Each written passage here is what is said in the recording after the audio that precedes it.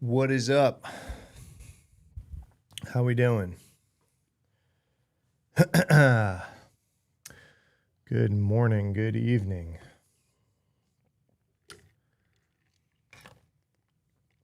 I am rocking my right to complain sticker. It's election day today, wherever you're at. Hope you voted. It is down here in Tejas.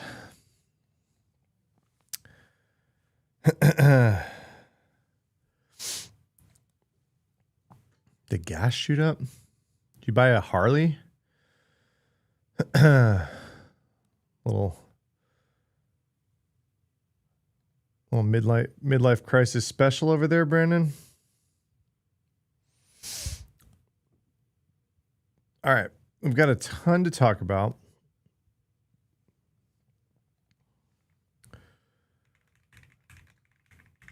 A ton. What's up? There's a bunch of people here early.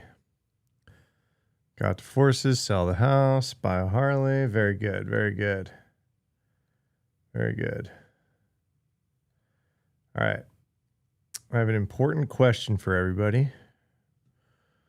Speaking of midlife crisis, or at least my elder millennial ass has an important question for everybody this morning. What starter are you choosing in the new Pokemon game? I need everyone's answer.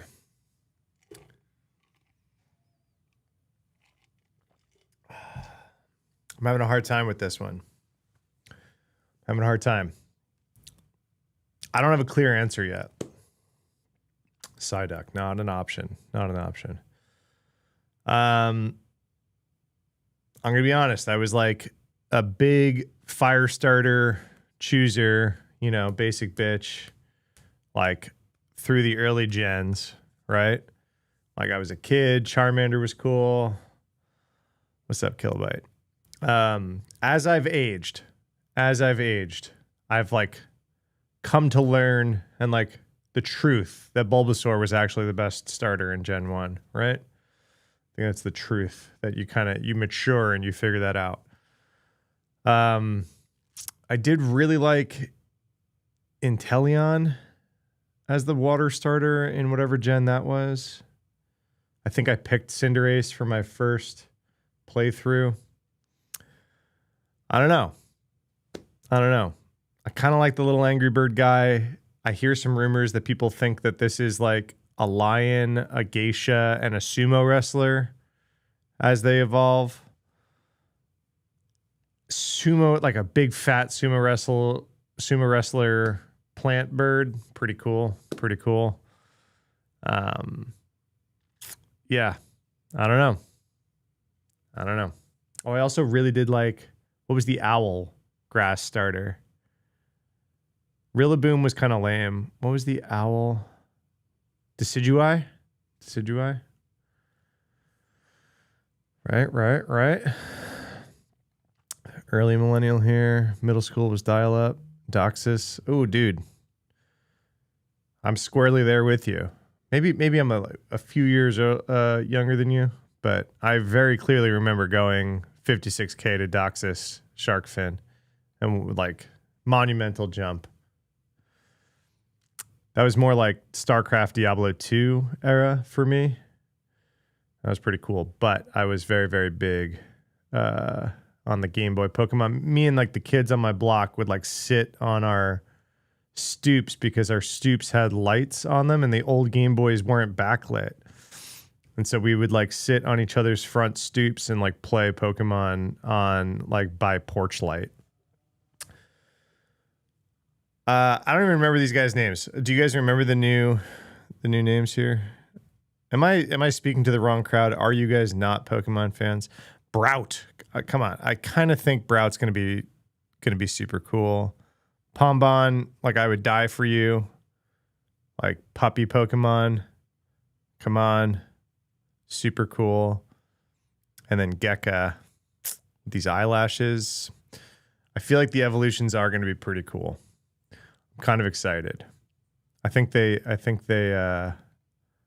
killed it here. Not a Pokemon fan. Dark Souls.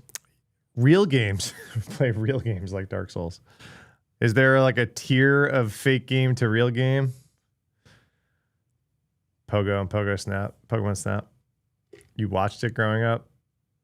Oh no. So Roman, these characters I'm showing on the screen are not yet in any game. They were just released a few days ago as like a teaser to the new game coming out. So no one knows these characters. This is why it was an important question to pose for you all. If you are going to play the new Pokemon game, which of the 3 new starters are you going to choose? You know, this is super important. See, Jenny's about that Pokemon life. That's what's up. Kilobyte, you're too old. Yeah. I'm like squarely the age where Pokemon like bit me in the ass in the 90s.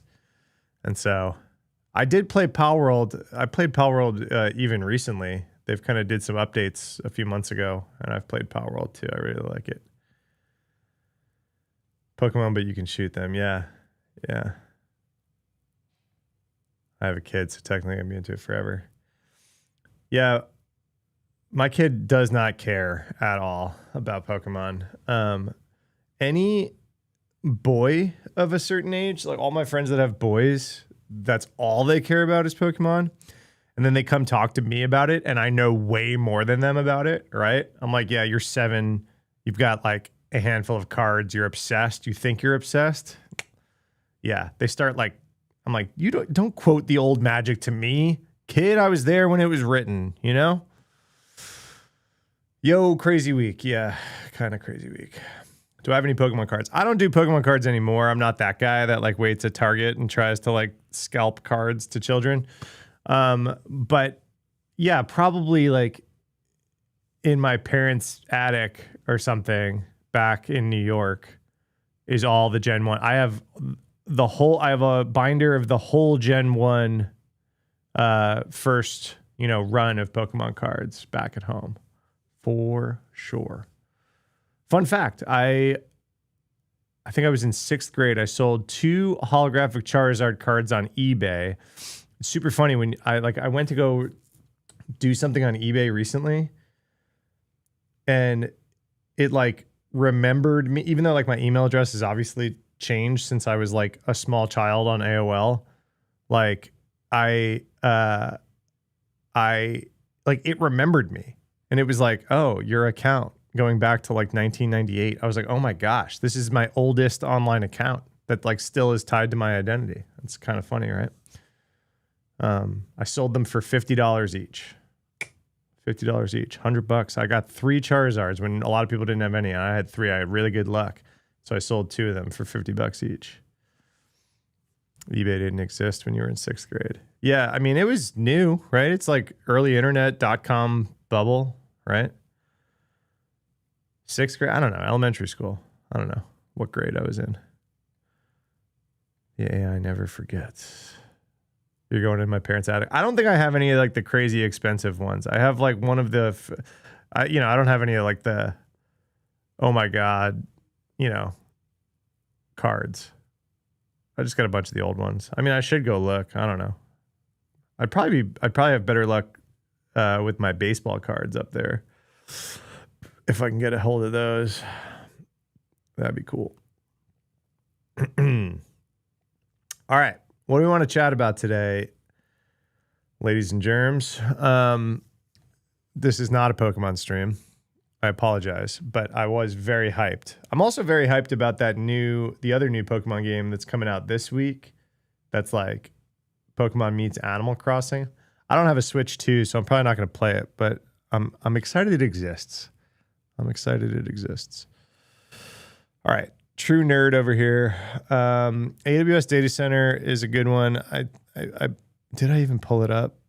So the AWS data center getting bombed was interesting to me because they had like a few of them happen, right?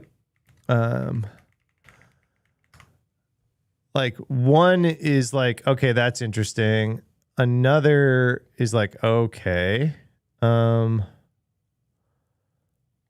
see. This is a fun way to frame it. We want to provide some additional information on the power issue in the Middle East Central 1 region. One of our availability zones was impacted by objects that struck the data center, creating sparks and fire. Oh my gosh.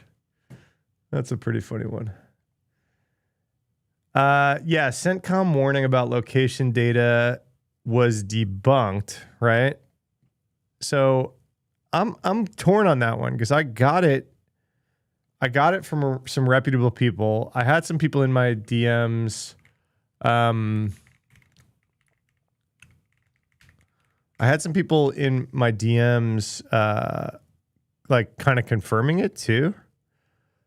But then we got like this. I mean, Defense Scoop is legit, right? So it's really hard. Just caveat for like everything in the coming weeks. I mean, this is forever, right? But in the coming weeks, like while this kind of stuff is going on, misinformation spreads so fast from all sides right now, right? So it's like the officials, when asked about things, are of course like they have their line that they're trying to hold. So even them saying it's false could be, a kick the can down the road, right? If you guys missed this one, there was like a couple viral posts from CENTCOM that said that they were telling military, service members to turn off location services on their electronic devices and uninstall Uber, Snapchat, and food delivery services that operate in the Middle East. They were compromised. So I got this from a few reputable sources. It was posted by a few reputable sources. So the reason I kind of shared it was like, whoa, Uber and Snapchat and compromised in the same sentence are kind of spicy. So another way to look at this is Uber drivers are not trusted sources, right? Like you could have plants as Uber drivers. Snapchat maps are like universally a way that people leak their location and movement and all this kind of stuff, right? And then food delivery is another like OSINT thing that you can do, right? Oh, we have spikes in pizza deliveries to places and things like that. So this could also just be kind of common sense, right? But they said CENTCOM, like one official said the command did not issue the messages to servicemen to turn off location services and did not issue messages that applications have been compromised. You know what I mean? Like, you know why I'm hemming and hawing about this one, right? Is like, makes sense to me. Like, shit, I got more stern warnings, not in the military, when I worked in finance about like stuff that you could do on your devices and things like that, right? So it's kind of just makes sense to, hey, don't tag your location on Snapchat military, while performing military operations. Like what? Of course, right? So it just kind of made sense to me. But then they're saying like, oh, they didn't actually say this, especially this compromised part, right? That's a big deal. If it's like, oh, in this region, those services are compromised in this region. They're saying that's false, which that makes sense, right? I haven't been able to track down like the source, or the original, post about it. Whenever that happened, right? Oh, here's some funny. So here's some military people in the comments on Reddit saying, my unit put this out as official guidance. So here's what's probably happened. Because I posted this on Instagram and I got some DMs that said, yep, I got this from my command. So I think what happened is this message went out and then units started disseminating it, even though command has now since said that was a rumor. My unit put this out. Same. So a bunch of units put it out. They're saying, oh, good to know that we're only going by verified sources.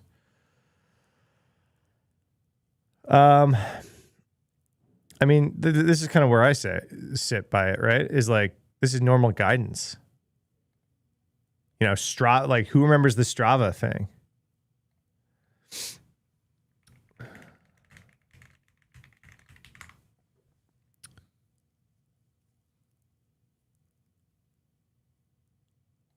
This is 2018.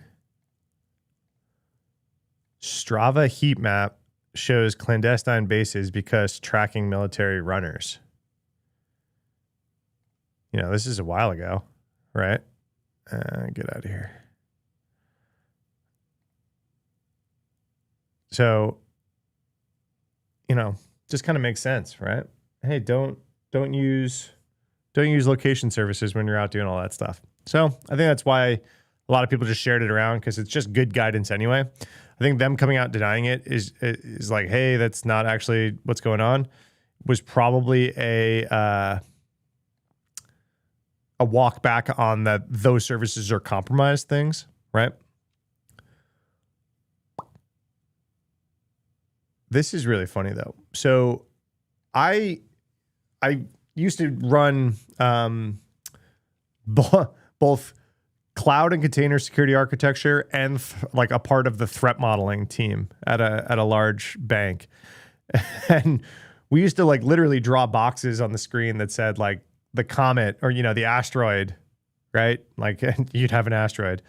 It's like, okay, here's the threat model. An asteroid hits, you know, X, right? Data center or, you know, an office full of key personnel or whatever it is. And you'd literally threat model the asteroid. And it would kind of be tongue in cheek, right? It's just kind of like, hey, let's push the scenario to its furthest logical or illogical like part of this, right? Where it's like, okay, say this whole data center was evaporated, you know, sinkhole, asteroid, whatever it is, right? I don't think we ever really said missile or anything like that, right? I don't know if we were just trying to keep it lighthearted or if, you know, you just don't really consider that a lot of times in mainland US, especially. But yeah, now I think this is a good new new threat modeling scenario, right? It's okay, say a whole availability zone for AWS is in that you rely on for regional delivery of whatever it is that you're doing gets absolutely, you know, hit by a missile, because this is targeted, right? This wasn't an accident. Like they knew what they were going after here.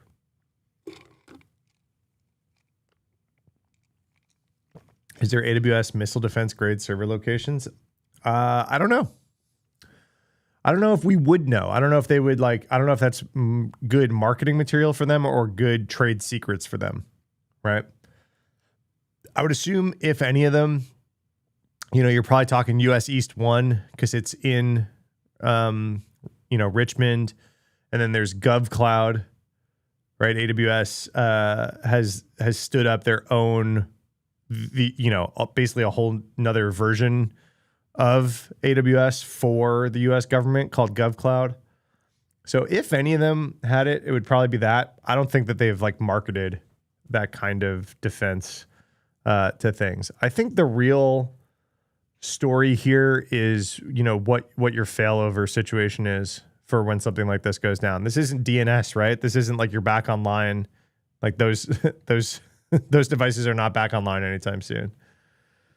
Impacted by objects that struck the data center, creating sparks and fire is a very funny way to put that, though.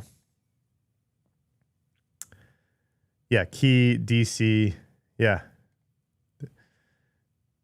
Oh, DC, you're saying data center. But I mean, there are key data centers in the DC area, right? Which is a geopolitical sensitive information.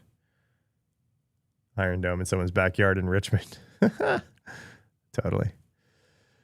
All right. I didn't really have those stories pulled up, even though they were big ones this week, because there's not much to like chat about them with. I did have this one I wanted to talk about because I haven't really wrapped my head around how much we should all give a shit about this yet, but it seems bad. Okay. So I'm going to tell you my gut. I haven't like read the research paper about this. So if you guys have and you're ahead of me, please fill in my blanks as I talk. The way that I see this is we're we're kind of turning the clock back on Wi-Fi security back 15 years. All right. I haven't been to, like, I'm famously pro public Wi-Fi and anti VPN, right? Like, you guys have probably heard me go on that soapbox. I cannot stand when people kind of come up and are like, don't use public Wi-Fi. That's where hackers are. And like, if you have to use public Wi-Fi, use a VPN, and like, never log on to your bank on the Wi-Fi. And it's just like, yeah, that's all super, super antiquated advice. HTTPS is everywhere. Wi-Fi security is good enough. Like, I have very much used online, but I've done very, very sensitive banking things at hotels, on planes, at airports. Like, you're good. The main thing to worry about is what are they called? Captive portals. Jeez, my brain. Hold on. I need more coffee. More coffee. Can't think of captive portals. Captive portals popping up on public Wi-Fi are very good at social engineering people. So really, like, the main attack on Wi-Fi these days is social engineering. Then now you have this. So you've got this research paper came out. Have you guys all seen this? Did you guys see the headlines? This came out a few days ago, but I haven't really covered it yet. The gist being that now, based on hardware, right? So not even SSIDs, on hardware, they figured out a way to kind of like break the sandbox on Wi-Fi networks. So even if you have a guest SSID on your access point, they could negatively impact stuff on your like hardened SSID, right? So let's read this one. Yeah, they talk a lot about ARP spoofing. So this is the kind of stuff when people peddle like Wi-Fi is scary stuff. They're really talking about early days where ARP spoofing was super popular. So ARP spoofing allowed renegade users to read other users' traffic, because basically by pretending to be part of the access point, you could get users to send your traffic through you instead, stuff like this. The solution was to build cryptographic protections that prevented nearby parties, whether an authorized user on the network or someone near the access point, from reading or tampering with the traffic of the user. New research shows that behavior that occurs at the very lowest levels of the network stack make encryption in any form, not just those that have been broken in the past, incapable of providing client isolation.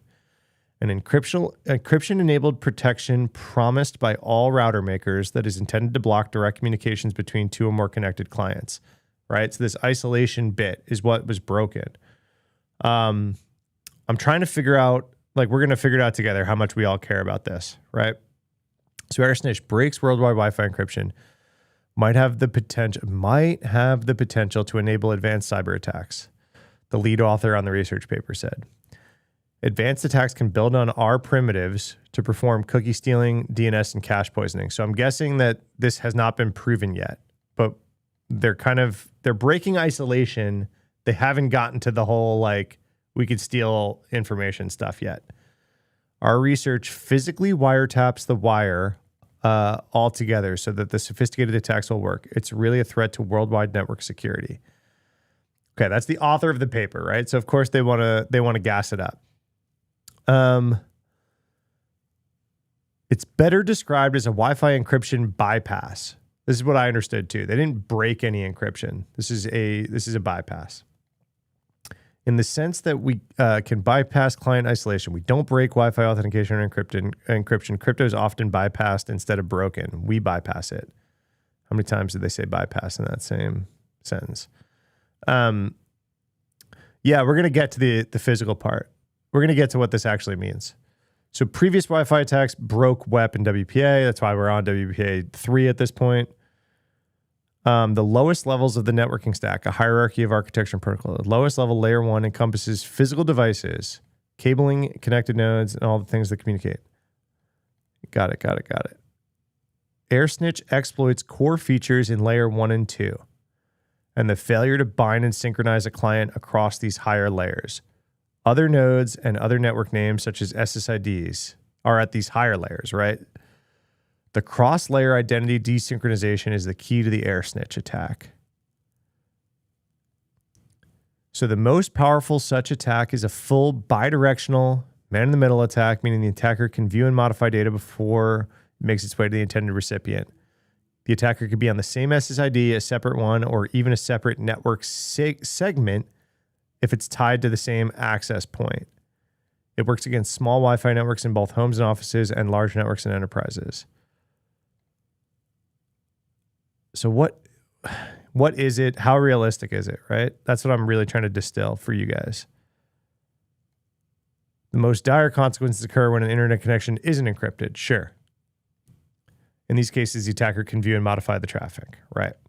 But even when HTTPS is in place, an attacker can still intercept DNS. Got it.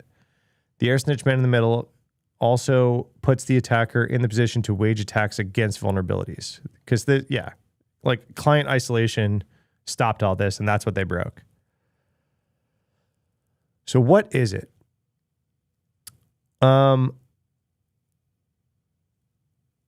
It starts with port stealing, one of the earliest attack classes of Ethernet that's adapted to work against Wi-Fi. An attacker carries it out by modifying the layer 1 mapping that associates a network port with a victim's MAC, a unique address. Yeah, we know what a MAC address is. By connecting to the BSSID that bridges the AP to a radio frequency, the target isn't using, so jumping 2, 4, 5, and completing a Wi-Fi 4-way handshake, the attacker replaces a target MAC with one of their own.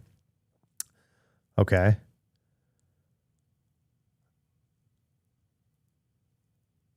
Do we understand this graph?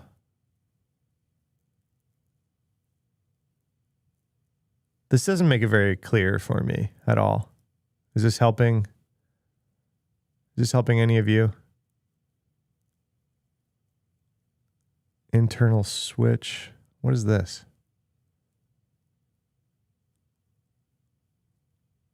Wi-Fi encryption. Is this even there? I see a gray lock. Oh, is it just the blue lock? This is a bad graphic. Switching, victims link, attackers link, wired up link. This is a bad graph. I'm going to keep going.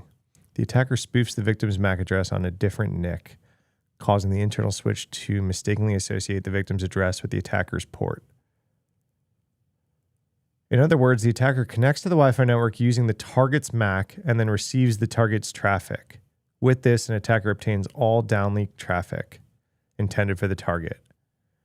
Once the switch at layer 2 sees the response, it updates its MAC address table to preserve the new mapping for as long as the attacker needs. Okay.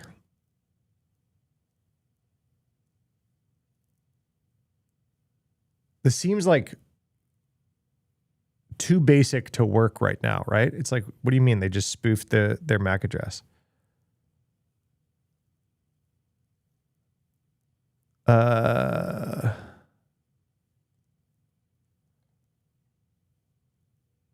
Here's the actual research paper.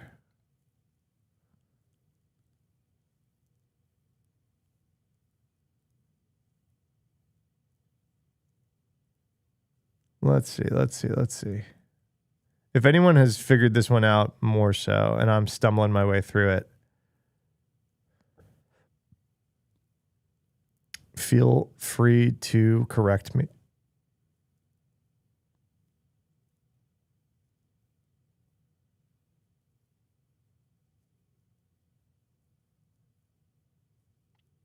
No, I don't think they're wired in.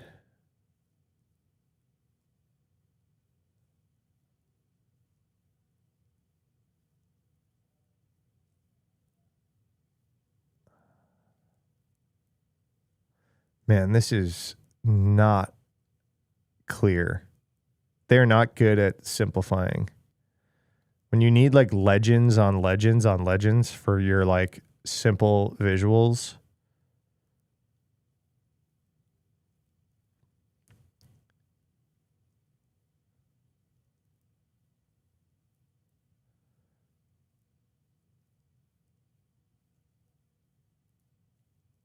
All right. So they experimented at their university. In both our experiments, the attacker is connected to the open guest network, and the goal is to intercept the downlink traffic of another victim of our own associated with the trusted SSID. Intercepting the downlink WPA2 enterprise traffic, the attacker first scans all channels to identify the victim's MAC address and associated B SSID.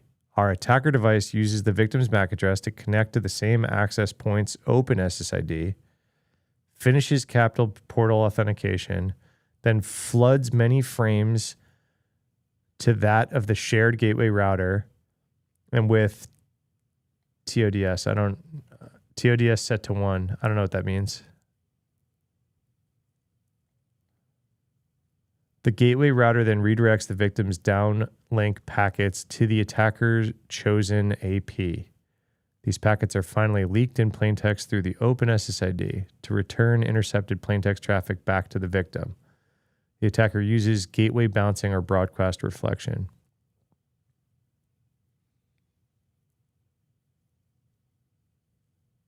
This seems too simple. Yeah, how would they scan the network to get the MAC addresses? Is a really good question.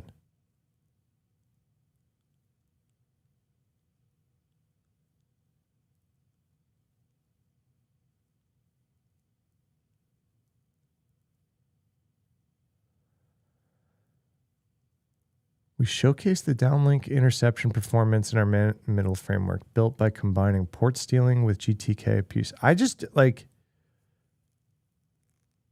something doesn't smell right on this whole thing.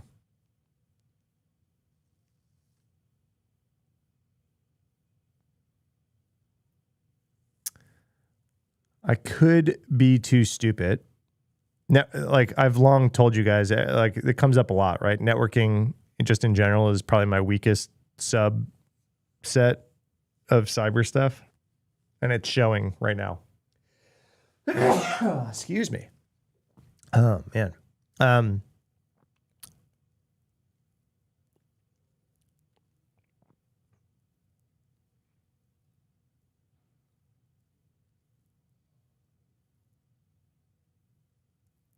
Every BSSID on the same access point can be viewed as virtualized hardware. All right. I'm trying to scroll up to see if they answer that question about how they even get the other people's MAC addresses, right?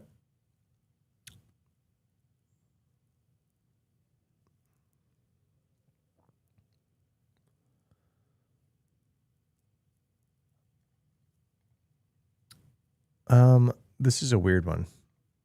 This is a weird one, peeps.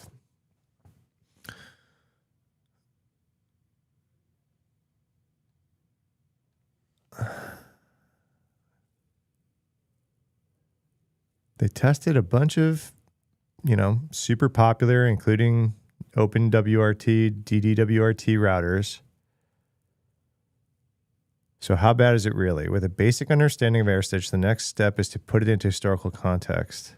In some respects, it resembles 2007 PTW attack that completely and immediately broke WEP. No.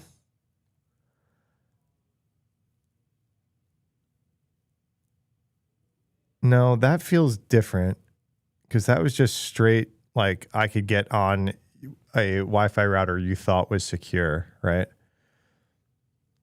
The bar for waging WEP attacks was significantly low. I mean, I remember war driving, breaking WEP stuff way back in the day. Available to anyone within range of the access point. AirSnitch, by contrast, requires the attacker already have some sort of access to the Wi-Fi network. So, yeah, an open guest network or be on the access point, something like that. For many people, that may mean steering clear of public Wi-Fi networks altogether. Ugh. What did I say? I hate this. If the network is properly secured, meaning it's protected by a strong password, AirSnitch may not be of much value. The nuance here is that even if attacker doesn't have access to specific SSIDs, they could have them on lower ones.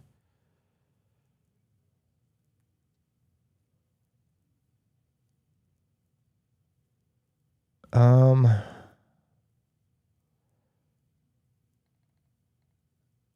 of the threat could be mitigated by using VPNs, but this remedy has all the usual drawbacks. For one, VPNs are notorious for leaking metadata, DNS queries, blah, blah, blah, blah.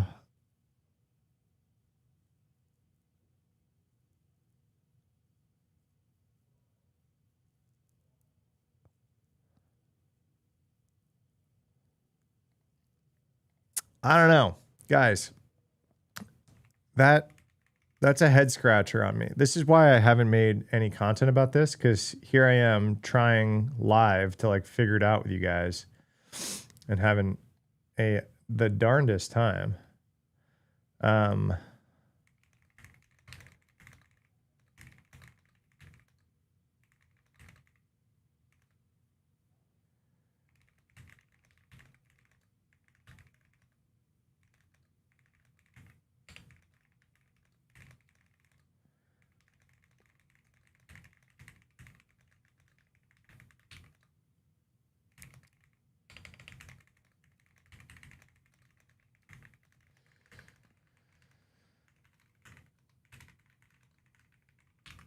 Sorry, I'm just like writing some notes about it after we all just talked about it. What do you guys think? Are we worried about air snitch? Are we like, are we changing our mind about public Wi-Fi until this is resolved?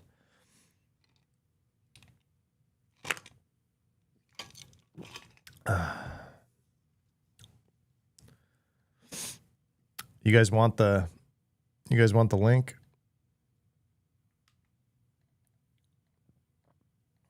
Here's what we were just reading.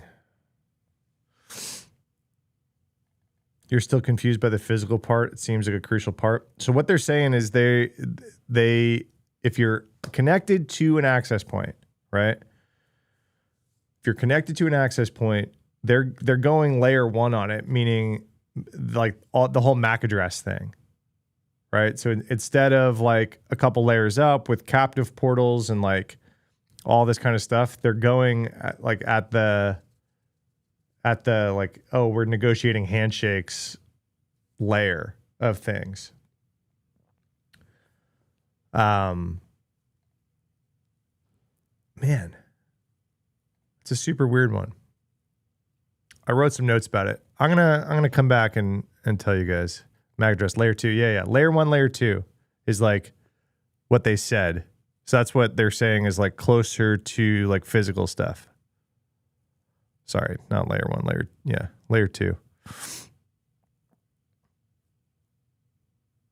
But I don't understand the feasibility of it, right?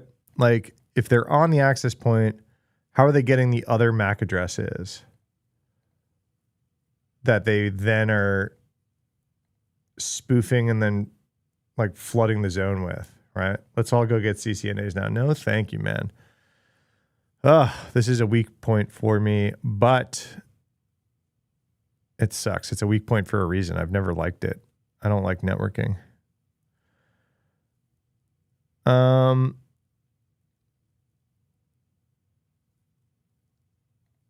got another research paper. Jeez. These research papers. They have to be upstream of the AP. What do you mean by that?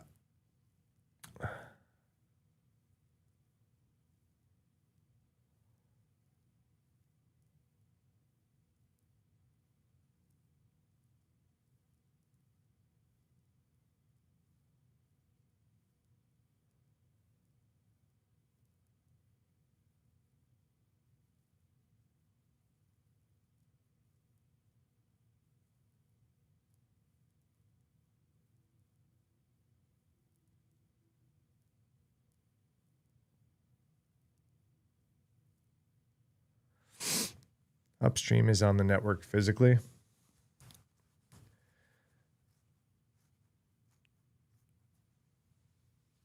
Layer 2 blocks client to client, but upstream is not blocked on host isolation. Got it. Cabled in. No, it's not saying that they're cabled in. It's not saying they're cabled in. It's saying they're on a guest. They connect to a guest, like an open Wi-Fi guest network, is what they did in their POC.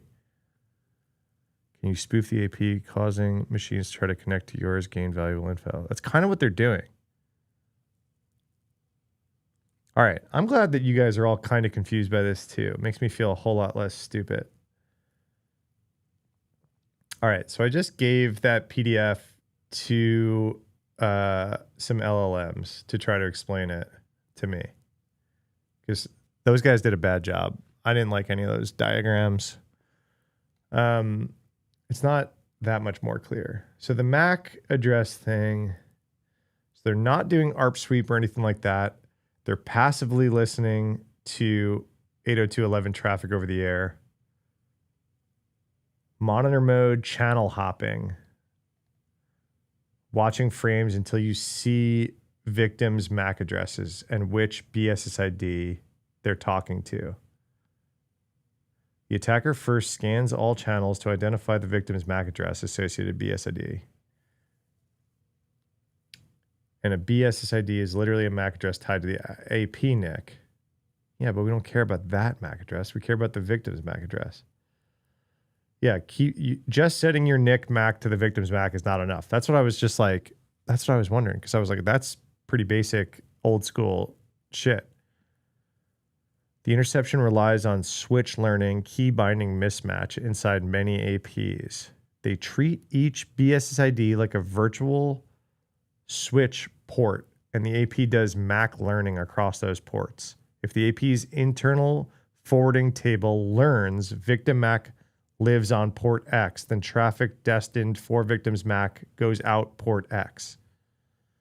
So the attacker tries to teach the AP that victim's MAC is reachable via the attacker's virtual port, a different BSSID. So this is port stealing logic.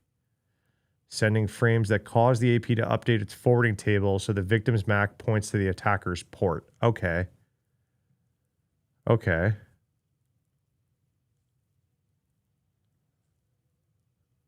Just got here. We're talking about air snitch. Here, I put it here.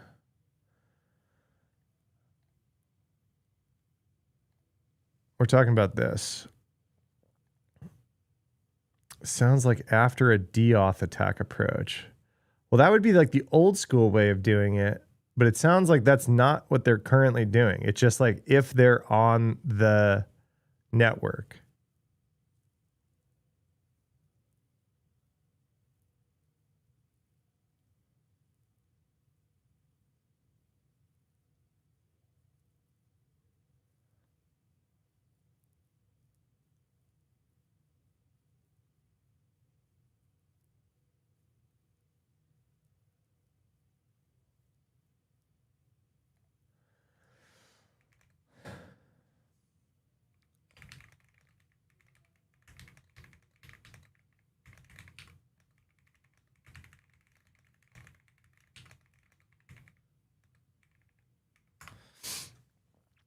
This just seems off. I can't figure out why my gut thinks this one is weird, right?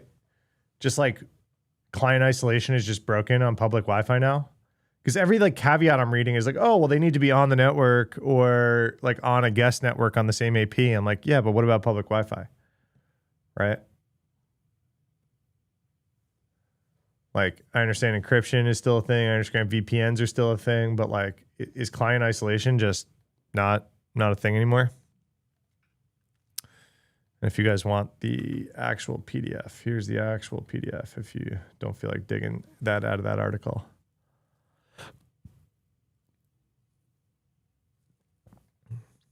That's a weird one. That's a weird one.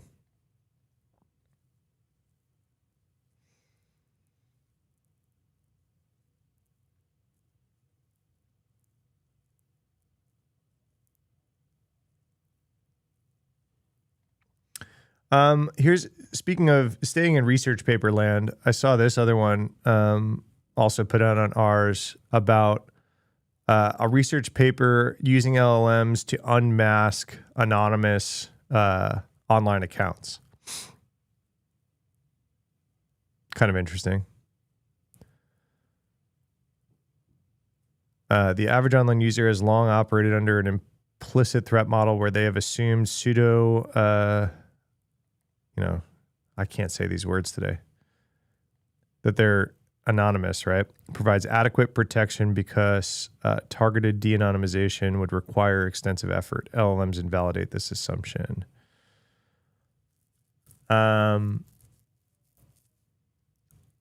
Collected data sets from public social media sites to test the techniques. Collected posts from Hacker News, LinkedIn profiles, linked them by using cross-platform references that appeared in user profiles. They then stripped all identifying references from the posts and ran LLMs. A second data set was obtained from Netflix release of micro-identities, such as individual preferences, recommendations, and transaction records. What we found is that these AI agents can do something that was previously very difficult. Starting from free text, like an anonymized interview transcript, they can work their way to full identity of a person. Yeah, I mean, it kind of makes sense, right? That this AI agent stuff is going to just speed up a lot of this. I mean, it's good. They're very good at language and patterns. So guess what? Turns out people talk in patterns.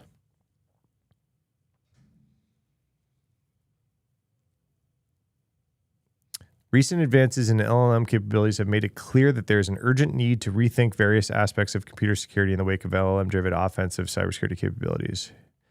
Our work shows the same for privacy as well. Alrighty, that makes sense.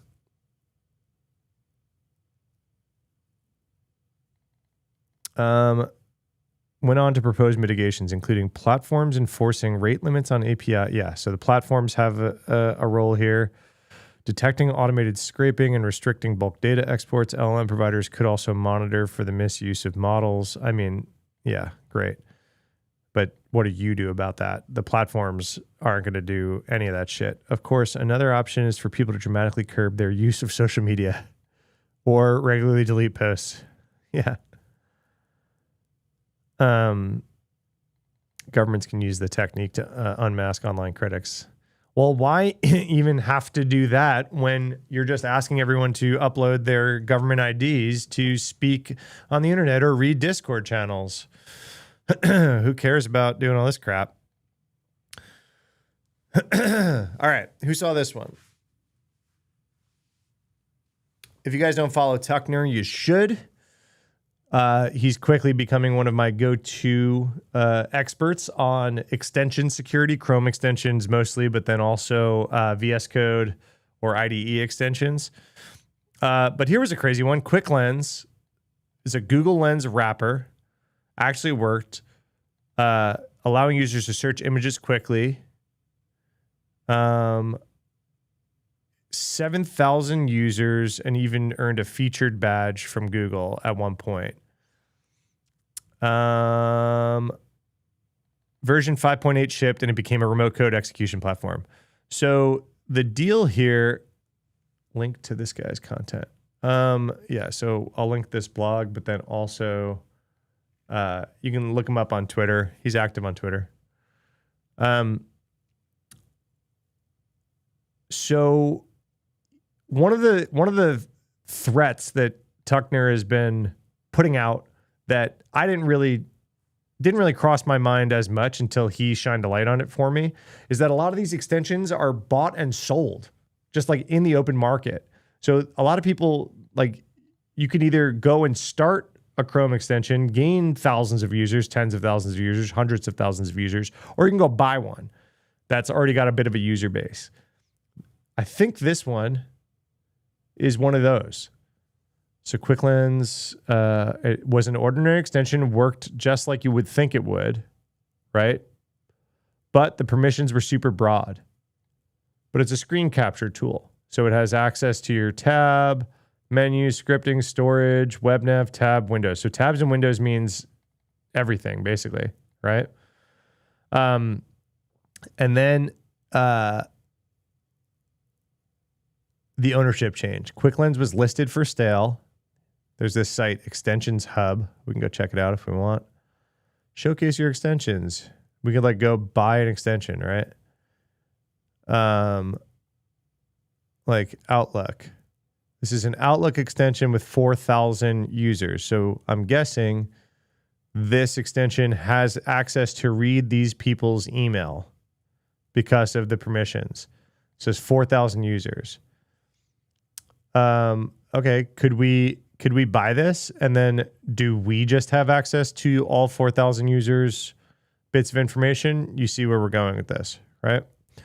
So it's a marketplace where extension developers sell their extensions, including existing users, reviews, and code. A developer builds something legitimate, lists it for sale, sells it to some anonymous entity who has different plans for those 7,000 auto-updating installs. John even did this. He bought one. This was last year. He actually bought one. There have been numerous extensions listed over time, from 400,000 users for $100,000 to extensions with 5 users. One being a browser extension fan, and this is a Twitter account that we stand here, we love here. I worked on this project with, listed for $50. This extension listed for $50 was named Website Blocker. And I think he was trying to troll that, like, his friend, right? So he bought this thing for $50, transferred ownership. Okay, now he has it. Then he can deploy an update. Many new users use this opportunity to deploy monetization methods. While I didn't want to truly deploy malware to a publicly available extension, I did want to make sure Solstice knew that I was serious about compromising their browser. So this was kind of like a, hey, I can do it. And so does he rickroll him? I made changes to the extension, submitted the new version to review for the Chrome Web Store. A couple hours later, the version was published and Solstice was jamming out to Rick Astley.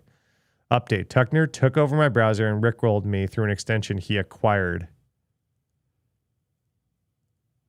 Right? So he pushed code into his friend's browser without them doing anything because he bought an extension for $50. Right? So that's the gist of it. So this Quick Lens one, February 1st, 2026, extension owner changed. This is John's tool annex. It analyzes the changes between versions, which a lot of people just don't do, right? Here's the review changes. A new callback server. So it points to a whole new callback server. So that's red flag number 1, right? A number of new functions, a new permission, including web request, an entirely new web manipulation rules, disabling every security editor. They added rules.json and they removed content security policy. They remove all the headers from any website that's trying to protect against this kind of stuff. For every page, frame and request, the security headers are now gone. Users' traffic is now vulnerable to many new attacks, such as clickjacking. The C2 components, so their command and control server, right? They just changed to a different URL. On first run, it generates a persistent UUID, fingerprints the user's country via Cloudflare, and phones home. Then it polls every 5 minutes, and the new web request permission is used to create a listener watching for hits to the finish endpoint. When it sees one complete, it force refreshes the callback. The C2 operator can signal the extension to update its instructions on demand.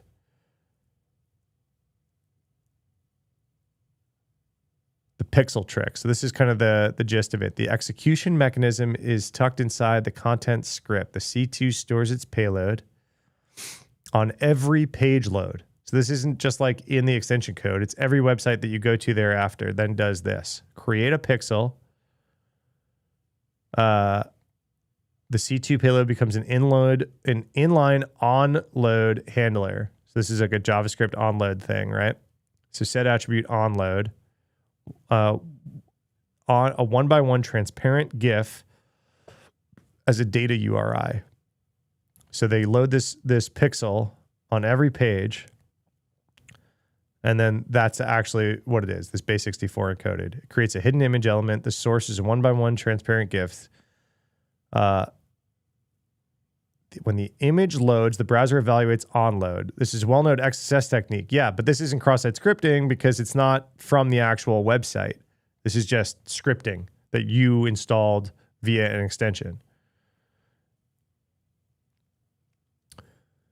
Append the document, execute and remove while silently quieting errors on every page for every piece of code stored from the C2 server. This is nightmare security scenario where a script could read session tokens, inputs. Yeah, you could do JavaScript keylogger at this point. You're full, person in the browser. Scrape the page viewed, exfiltrate data through the web page content. Yeah. This is just like straight, you got JavaScript on that page. What could you do with it? You could do anything. This extension supply chain problem, featured, reviewed, functional extension, changes ownership. The new owner pushes weaponized update to every existing user. Chrome auto updates silently. 7,000 users who installed a legitimate Google Lens tool now have a C2 client running in their browser. The attacker took a functional, reviewed, featured extension and published a single malicious update that is full C2 infrastructure with device fingerprinting, global security headers stripping via declarative net request rules, remote code execution via an image pixel onload trick, silent cleanup, and error suppression. Yeah. Crazy, right?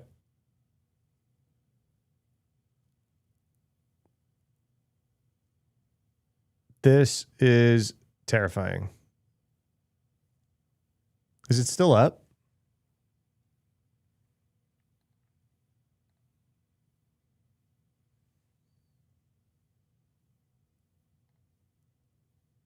What? What did I do?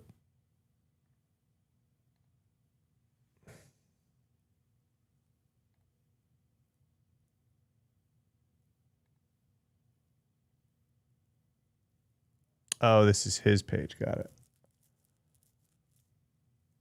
Can I do like, let me see.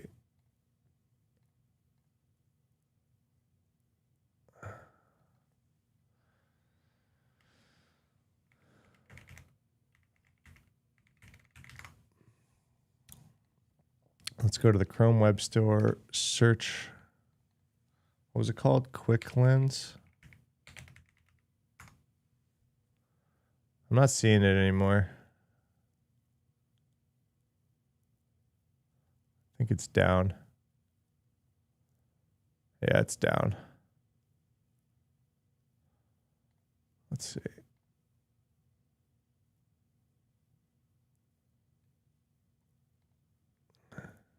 Yeah, it got taken down. Cool. Well, that shit's scary. All right, what else we got today? Active exploitation in a Qualcomm 0-day. Right. Let's see. Let's open the vuln disclosures. Qualcomm customers incorporate security updates. Which CVE are we talking about? 21385. Google Android security team for individual credit. What is it? What is it? What's the CVE?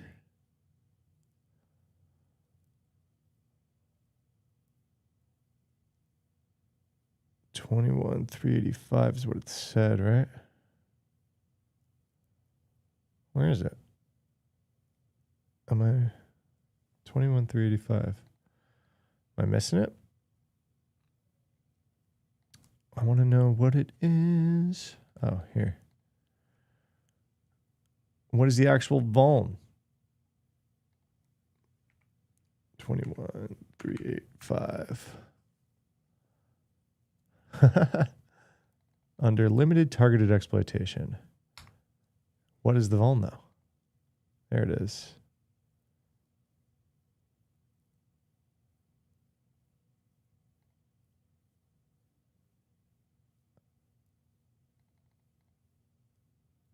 What is the vuln? Gosh, this shouldn't be that hard.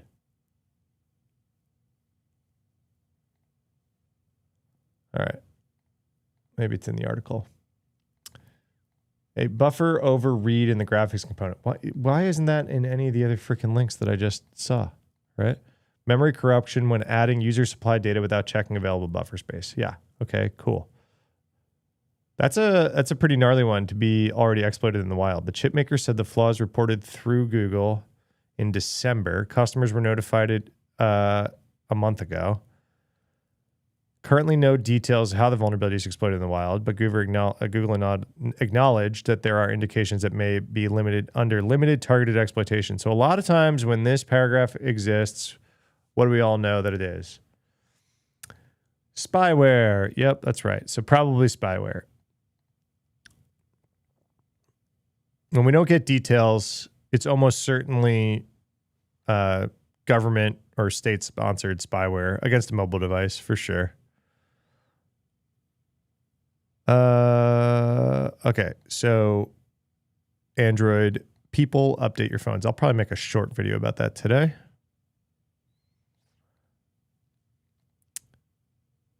I always like to see these ones. So did you guys see this? Star Citizen game dev discloses breach.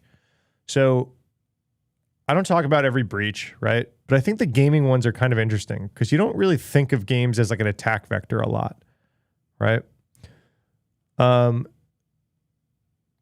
Multiplayer space simulation game Star Citizen. However, despite Kickstarter campaign, the game has still not exited its early access phase 14 years later. Ooh, shade.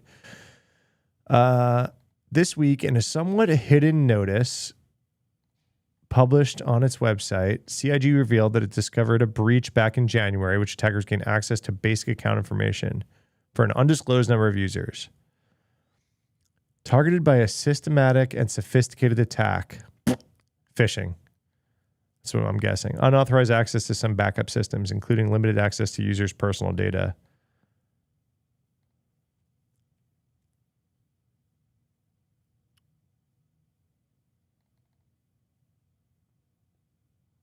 Only basic account details, metadata, contact details, username, date of birth, and name. I mean, contact details aren't great. No financial information.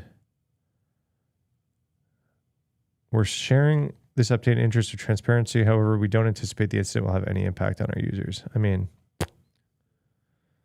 what are you to say that, you know?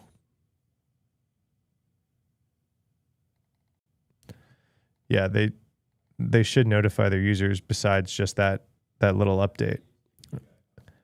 I don't know. I like including gaming stuff because it's kind of a niche thing. So same thing here.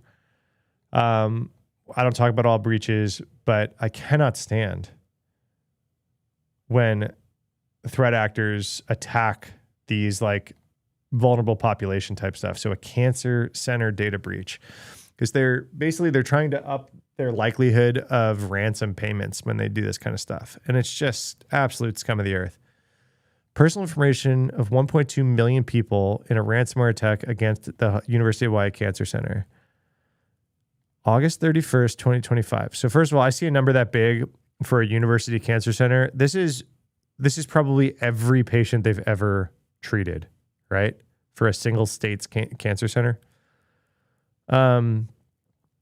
Affected servers supporting the center's research operations with no impact on clinical operations or patient care. Okay, so it's just research. The extensiveness of the encryption by the threat actors made it difficult to restore the affected systems and assess the compromised data. So they got ransomwared. Engaged with the threat actors to protect the individuals whose sensitive information may have been compromised. That it obtained a decryption tool that ensured the destruction of the exfiltrated data. Did not say if they paid the ransom or not.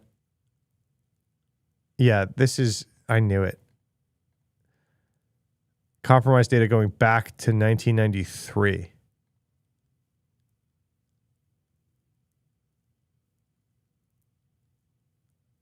The record of 87,000 study participants.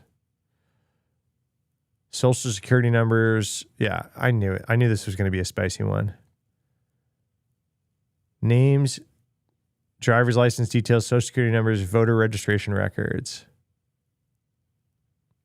So not their patient care, but like research stuff. And here's some free credit monitoring. That sucks. That sucks. I hate this stuff. That's a spicy breach, right? Driver's license, social, voter registration. That's just identity theft cocktail. I was trying to pull up more stuff on this air snitch.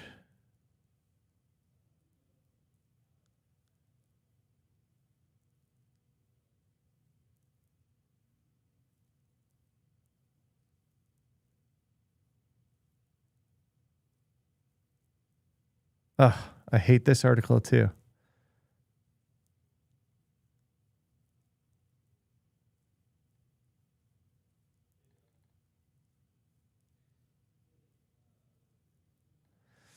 Yeah, they're saying like full solutions for Wi-Fi networks will be difficult because our attacks exploit multiple protocol standards and cross-layer interaction. It's difficult for a single vendor to recognize the full security impact in isolation. Yeah, I don't know. I'm done talking about this air crack one, but gosh.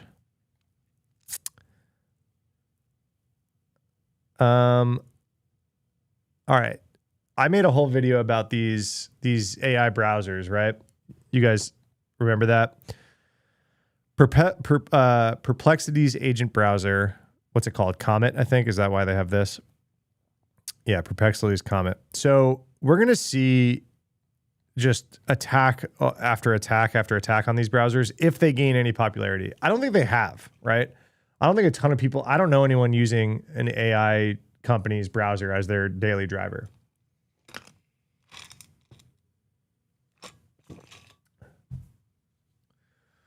Right? So probably the number one reason why is that prompt injection is not solved. So if you are using one of these AI agent browsers and they are looking at an entirety of a website's content as input to then act on and behave, that's all untrusted input. That means the whole internet becomes untrusted input. So we're just going to keep finding attacks on this until we get a much, much stronger prompt injection solution. Right now it's whack-a-mole on prompt injection. So 0-click, calendar invitation. Once the user asks comment to accept the meeting, the rest executes without further interaction. So prompt injection embedded in a trusted calendar content. Comment is manipulated to access the local file system, browse directories, open sensitive files, and read their contents. Exfiltrates the file against contents to an external attacker to a website. Yeah. This is what's nasty. It's like behaving as intended. So this isn't like a vulnerability. It's just prompt injection. You're just it's just trusting the content of this calendar invite and then executing operations with intended capability, not a vulnerability.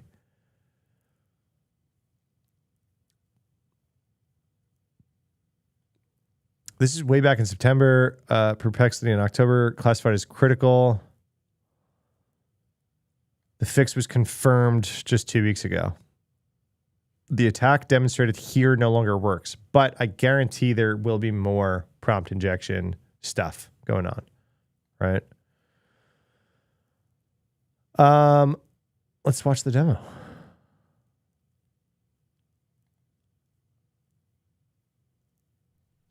Liran is the VP of R&D at Zingy. One morning, he sees a calendar invitation for an interview. Liran quickly skimmed through the invitation and asks Comet, his browser agent by Perplexity, to accept the meeting and help him prepare for the interview. At this point, Comet begins running its workflow. Liran trusts his browser agent to handle everything correctly, so he lets it run and step away to grab a coffee, not realizing he's just made a critical mistake. We can see an activity happening in the sidebar. but it is very difficult to understand what Comet is actually doing. Usually the attack happens in the sidebar alone, but now let us rewind, click on it and inspect it. We can see that Comet navigated to a strange website containing mixed language instructions. From there, it traversed directly to the user's directory on Liran's local machine. Comet starts opening folders and eventually opened a file called password.txt. Inside this file, we can see some credentials for GitHub and Gmail. After reading the file, Comet navigates to another website. As you might expect, this is the attacker's endpoint. Comet sends a GET request containing all the credentials it just read from the local file. And just like that, sensitive credentials are exfiltrated directly from the user's file system, without any explicit approval or user interaction. Yeah. So, I mean, it's what we thought, right? You're a sucker for coffee. I need more coffee, man. I realized. So I got like someone brought me a coffee late in the day yesterday, and I was still kind of nursing my first one, so I just like threw it in the fridge, and that's what I was drinking this morning. And I realized it was like not enough. And then I got to the office, and the coffee pot was out of order. We have like a very fancy coffee machine at the office, which I do not like. Just give me some effing coffee. Drank tea for the first time in a while. I do. I like tea too. Oh my gosh. I'm very foggy today. I was like going to record a YouTube video while live, and I just don't think I've got the chutzpah to do it today. I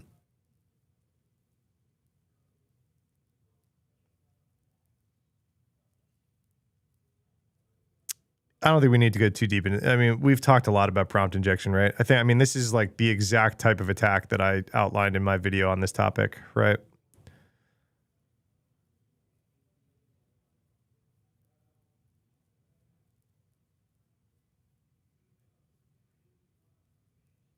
It's kind of nasty how it can get onto the machine though, right? What else? Oh, I did have this up. That's funny. I said I didn't have an article up on this. All right, let's wait. Amazon said it was directly struck by drones. What was the other thing that I had that said it was struck by something out of the sky?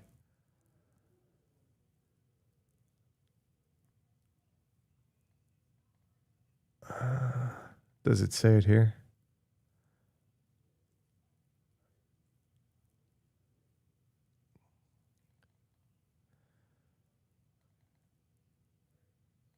Does it say it?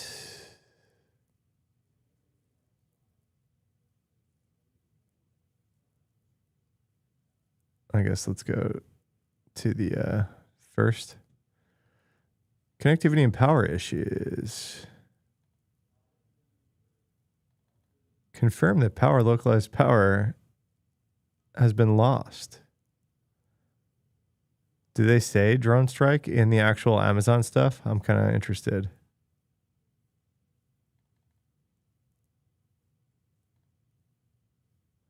It's like, no, we're still working on it.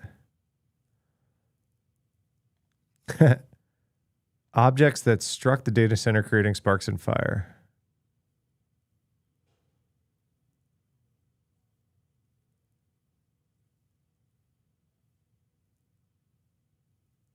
Huh. They don't actually say it, right?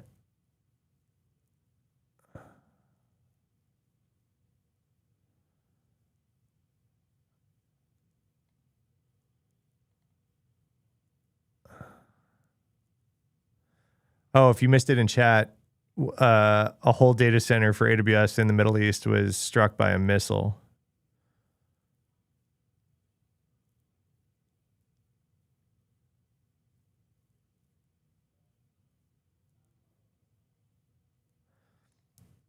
The ongoing conflict in the region means the broader operating environment in the Middle East remains unpredictable. We recommend customers with workloads running in Middle East consider taking action now to back up data. Whoa. I mean, it's kind of weird and like very dystopian to be reading about like DynamoDB tables impact during a war, right? Like, what fucking life do we lead that I'm sitting here going like, oh yeah, you want to make sure you duplicate your Lambda functions because we're shooting freaking missiles at each other. Oh yeah, it does say it. Due to the ongoing conflict, both affected regions have experienced physical impacts to infrastructure as a result of drone strikes. Holy shit. It says it in the AWS status page. In the UAE, 2 of our facilities were directly struck, while in Bahrain, a drone strike in close proximity to one of our facilities caused physical impacts to our infrastructure. These strikes have caused structural damage, disrupted power delivery to our infrastructure, and in some cases required fire suppression activities that resulted in additional water damage. Holy shit. Targeted by accident. Pretty sure targeted on at least the main one. So they got hit on the main one. Some of these other ones, it's like, power got down nearby, right? But I think their Dubai one was on purpose. Whoa.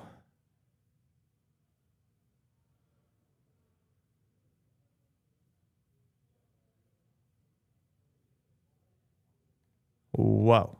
Whoa, whoa, whoa, whoa, whoa. Customer issue or DDoS. It's not DDoS. It's a missile. Jeez. Yeah, he was too early. The company confirmed 60 AWS services in the region were disrupted. This is wild. It's like, due to ongoing conflict, if you use any of the data centers in this region as your main availability zone, you might want to be duplicating. Full recovery will depend on restoring the affected infrastructure. Could you imagine people calling to be like, what happened to my data that was stored on a data center that got hit by a drone strike? This isn't DNS. It's finally not DNS, everybody. Jeez.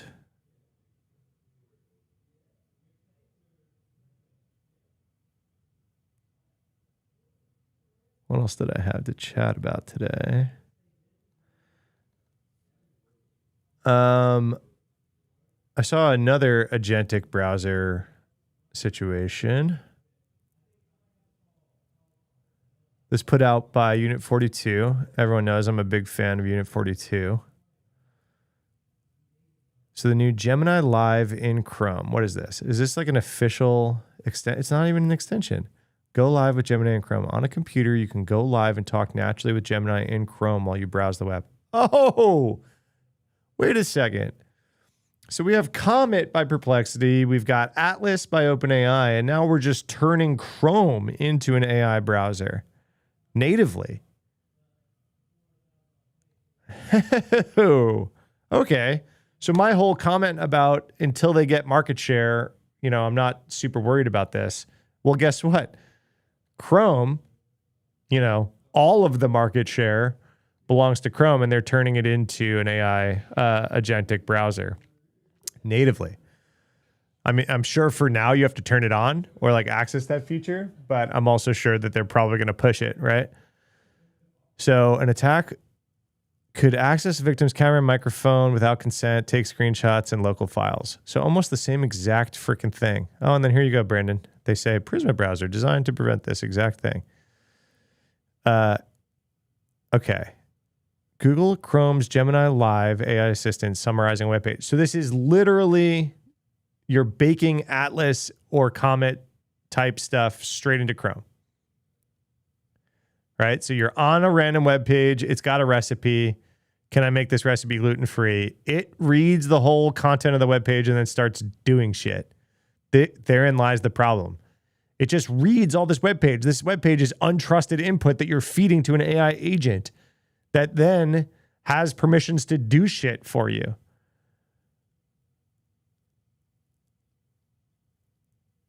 Oh, gosh. See, so I've like covered this topic, but I was not that worried about it because who the hell's out there using Comet or Atlas? Not a lot of people. But now we're baking this crap into Chrome. But browser extensions, does that matter? It's not an extension. Yeah, extension security is important. We talk a lot about it here. We discovered a vulnerability in Chrome's Gemini feature. We found so they're using an extension to exploit it. Okay, sorry. So we found an extension with access to basic permission set, declarative net request API. We just saw that. That was one of the permissions that was in that other extension that we just talked about. Could have enabled an attacker to inject JavaScript code into the new Gemini panel. So this API allows extensions to intercept and change properties of HTTPS web requests and responses. This is how ad block works. Totally. Capabilities allowed by design for extensions to intercept and influence the contents of Gemini app when the user is loaded under ordinary website tab. However, we found a security flaw in the ability to intercept and change web properties of Gemini when it's loaded within the Gemini panel. Intercepting and injecting JavaScript code into the Gemini web app when loaded via an ordinary tab is trivial and doesn't grant access special powers. However, when the Gemini app is loaded within the new panel component, Chrome hooks it with access to powerful capabilities, include being able to read local files. I thought it was prompt injection, Killa. It's not. It's via an extension. Via an extension, you can inject shit into this new Gemini panel, which isn't just a web app. It's a full agentic browser and can do shit locally on the device and act on the user's behalf on the website.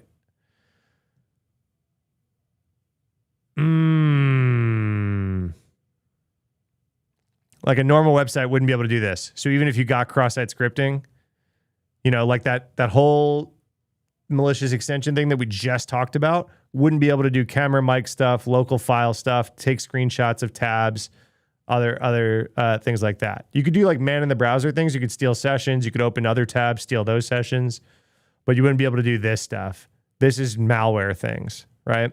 These are malware things that you're now able to do via agentic browser stuff.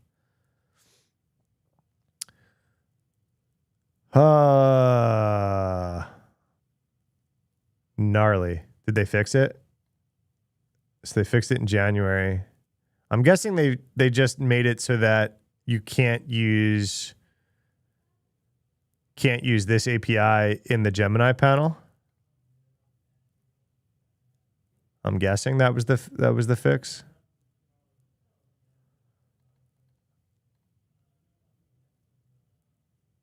The number of malicious extensions that attackers have deployed into web stores has grown. Malicious extensions are quickly removed. We also have seen legitimate extensions hijacked or sold. We just talked about that.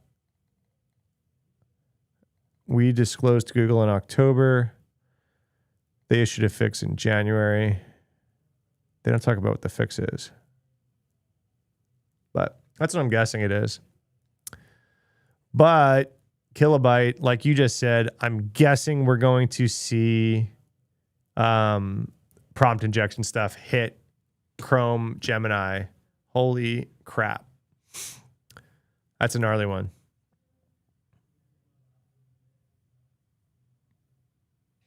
What else we got?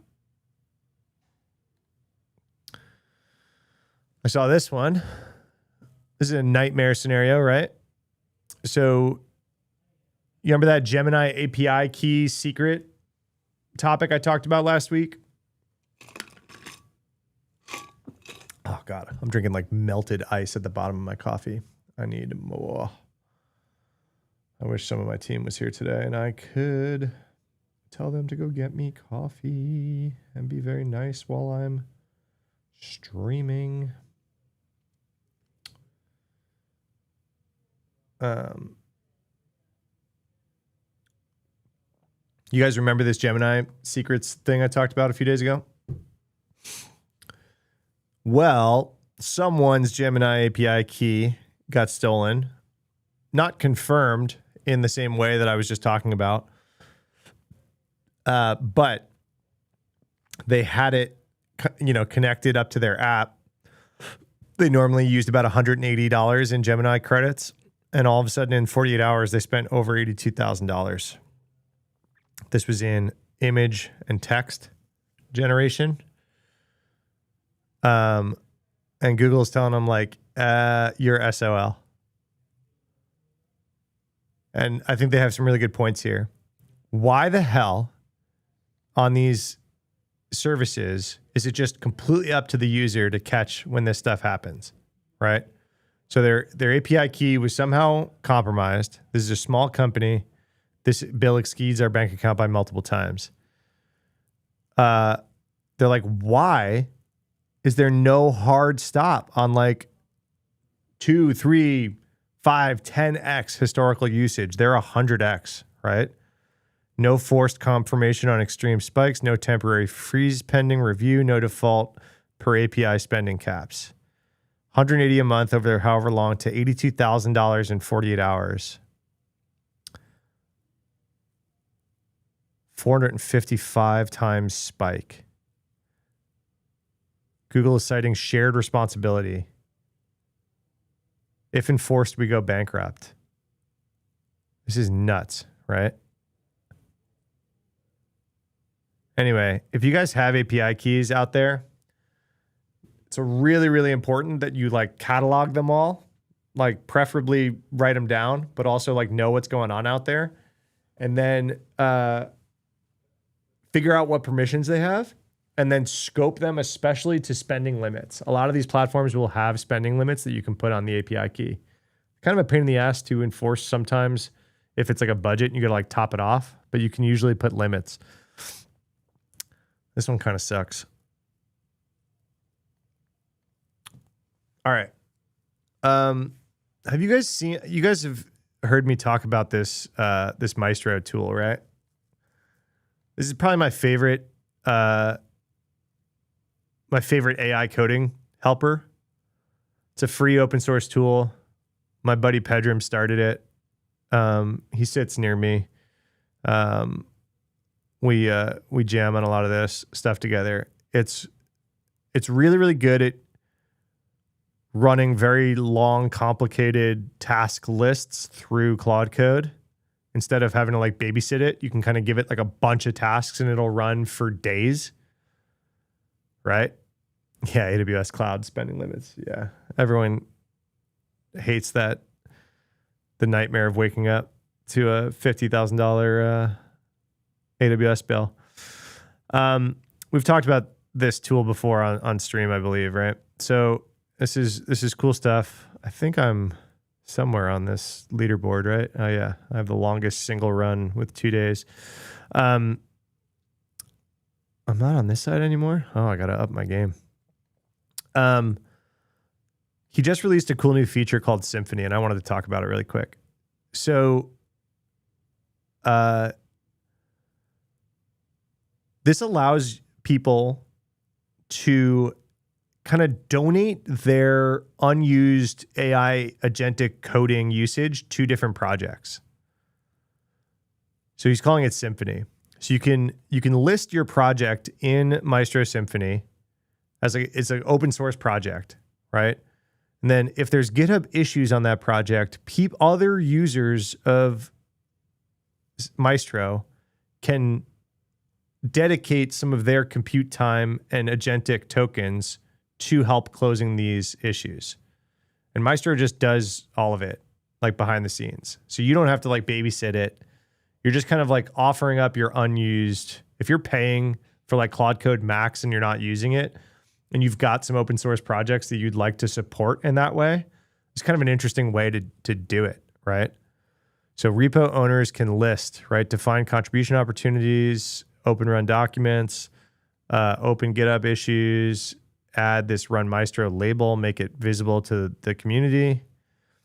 You can block certain things, receive quality pull requests generated by AI assisted workflows. This is pretty cool. I think this is huge. I think this is going to be part of the future of open source stuff as we kind of help each other out. Is just donating, and I think companies are going to wind up having big initiatives here where they donate compute and agentic coding power to open source projects. Obviously, there's some downside risk here of, agents submitting shitty PRs, but humans submit lots of shitty PRs already. So that's an existing issue in open source, right? This is cool. This is really cool. So I wanted to make sure to talk about it. So if you guys have like a Claude Code Max subscription or whatever, and you're not maxing it out every week, I would highly recommend downloading Maestro and seeing what you could help contribute to.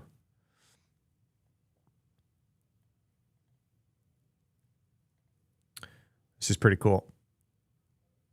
This tool is just awesome in general. Who's the team?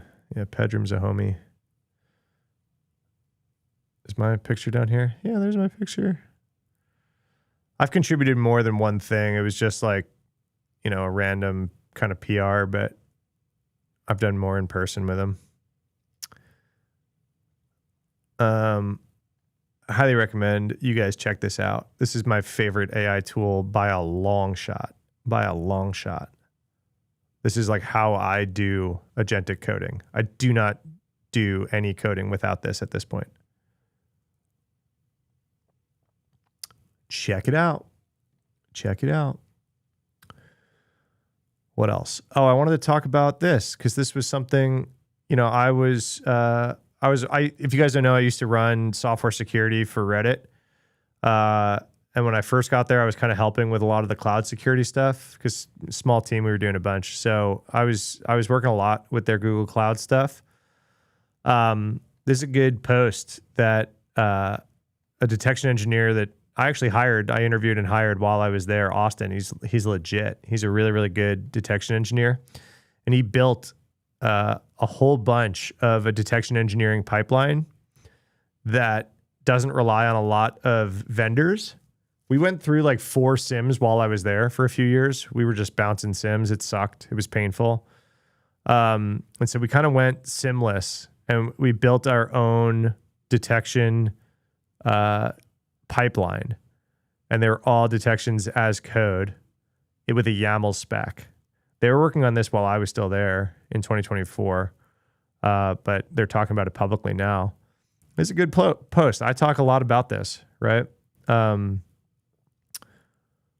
I like to push people towards detection engineering just in general for, things to learn, topics to make sure that you get good at. I think this is a really good one for people. And this is like a good kind of view into how I saw the world, the direction I saw the world going at my last job, because we put a lot of time, thought, hiring into this while I was there. I can't claim credit for any of this. Austin's a legend, and the leadership on the cloud security side of things at Reddit are very, very good at what they do. And not even on the security side, the cloud team, I mean, it's one of the biggest Kubernetes clusters on the planet. Really, really impressive stuff. And so, this is like kind of the workflow, the detection pipeline that we built that isn't reliant on any SIM. So this blog post just came out today, so I wanted to make sure that you guys all saw this. Morning. Someone elevator pitched this guy's lore. What guy's lore? Me? What's up, Brown Coyote? And yeah, everything at Reddit is Slack ops too, by the way. So everything is a Slack bot if it can be. So it's a good post. If you guys are interested in detection engineering, here you go. Elevator pitch my lore. Yeah, what's up, Brown Coyote? Welcome. If you're new here, thanks for hanging out. I live stream Tuesday, Thursday mornings for sure. And if I'm free and available, I throw in some bonus streams. So make sure, follow, turn on notifications. 18 years in cyber early on, pen testing, hands-on keyboard, fly me out, hack into a company, fly, and then leave. Did a whole lot of hacking for hire. Then kind of saw the world going towards AppSec being more popular. This was like 2008, 9. I got really, really focused into AppSec specifically. I went and worked for a company called White Hat Security out in the Bay Area. They were one of the top AppSec companies out there. And I think I was right. AppSec got really important there for a while. I was there pre a lot of it being big. And then AppSec kind of exploded in the early 2010s. So I was doing hands-on web app pen testing when I got there. And then they moved me to Texas and I built out their whole threat research center in Texas. Then I wound up doing a lot of content for them too, like podcasting and stuff. And I used to give tons of conference presentations for them. So that's how I started doing this whole thing. Left there, went and worked. I was head of security for a fintech startup. We got bought by Goldman Sachs. We were like on an early version of Kubernetes. So I kind of became like de facto Kubernetes and Google Cloud security guy just by being the head of security at this startup. We were written on Golang. We were doing all sorts of tip of the spear stuff in like 2015. We got bought by Goldman Sachs, so I got kind of forced into banking. I stayed in banking. A bunch of my friends worked at Bank of America. I went and worked over there doing cloud and container security stuff for them and threat modeling for them. And then I wound up running their whole vulnerability management program. So all vuln scanning and remediation at B of A. And then most recently, as I was just shown on the screen, I was head of software security at Reddit. So all code written at Reddit went through my team. And then now this is what I do. So I run my own company called Vulnerable U.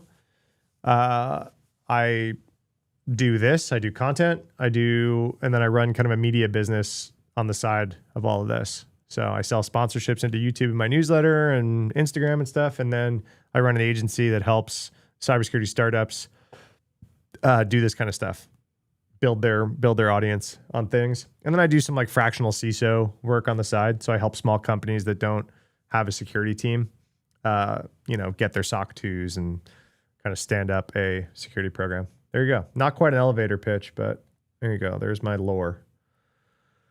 Welcome. Thanks for hanging out. And then, Tuesday and Thursday mornings, I've been doing live streams. And then I've been trying to record my YouTube videos while live to help me kind of time box my content. So I might bang one out right now so that I do have one coming out of today for the team. I'm trying to decide which topic that we talked about. Maybe the AI in the browser is probably the good topic, right? Where was that second one? So I've got Perplexity. The Perplexity one, and then where's the Chrome one? Did I close that?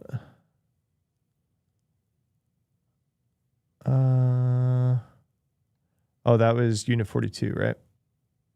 Okay, let's do that. Unit 42 and Perplexed browser. Got it. Okay. We might do that.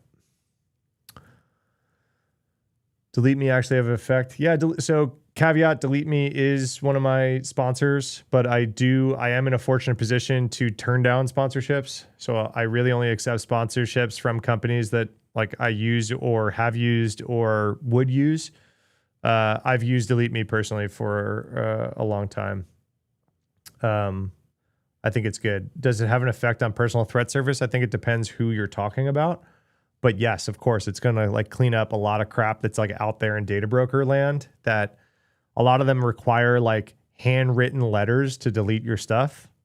So spilled a large Chick-fil-A sweet tea onto my keyboard. Please don't do that. I think I have a Delete Me discount code still active since they're a sponsor of mine.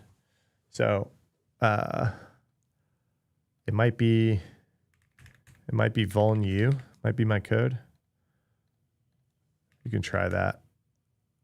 That's the name of my newsletter in my company, VulnU. So I think that's what they named my my discount code. This wasn't not trying to pimp a sponsor middle of live stream, but you asked, and I do actually use the service. All right, I'm probably gonna bang out a quick YouTube video. Review extension. Yeah, the extension one's a good one too. You're right. We're gonna do both. We're gonna do both, everybody. You're right. You're right. You're right. And I like pimping out my buddy Tuckner because he's like a one-person little company. So, all right, I am going to re-up on. I'm gonna re-up on coffee. I think really quick. I'll be back in like 30 seconds. Chair stream.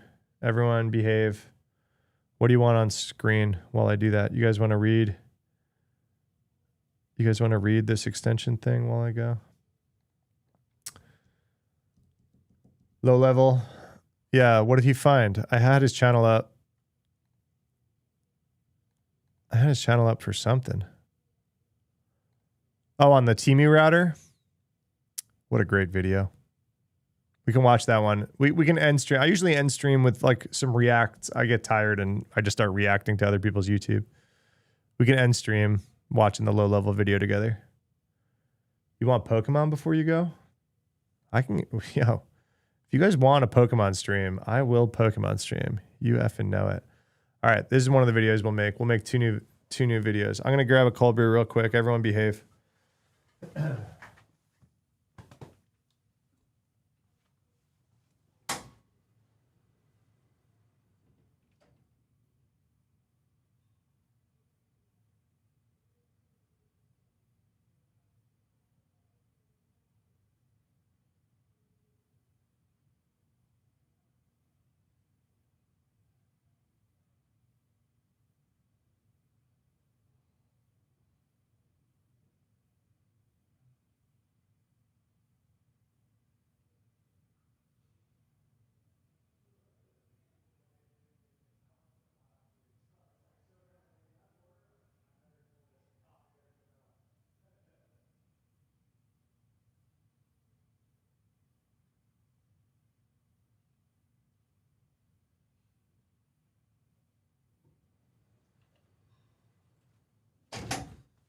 All right.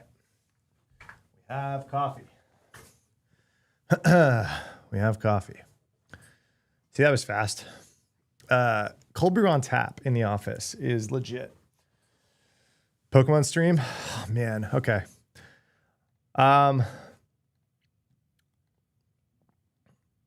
What's Pokemon? You don't understand? Pokemon's like one of the most popular video games ever. Come on. You heard cold beer. No, cold brew, cold brew. Really appreciate all the content. Someone who's InfoSec adjacent, very approachable and interesting. Hey, thanks so much. That's like my main goal. My main stated goal, and the thing I think that I'm pretty good at, right, is I've got like a lot of experience in cybersecurity, but I also can kind of communicate it in a way that you don't have to be an expert in cybersecurity to like kind of understand, especially my shorts. I try, but some people go too basic, right? Some people try to be like super approachable by people that don't know anything about cyber.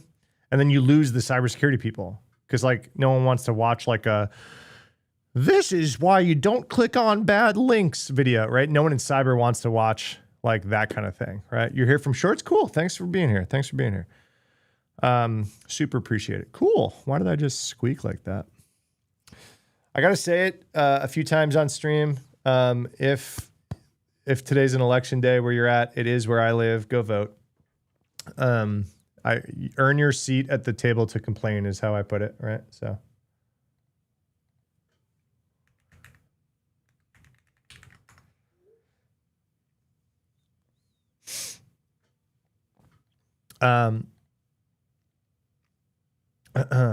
Attackers using URL redirects. Don't click bad link. Yeah. Duh. Appreciate the content. Don't have enough of it around my circles. Hey, thanks. Yo, it's gas up. It's gas up Matt J time. I'll take it. I'll take it, everybody. Can't complain on it if you don't vote for it. Exactly. I earn my right to complain about everything that I complain about. This doesn't need to be a political stream, but go vote.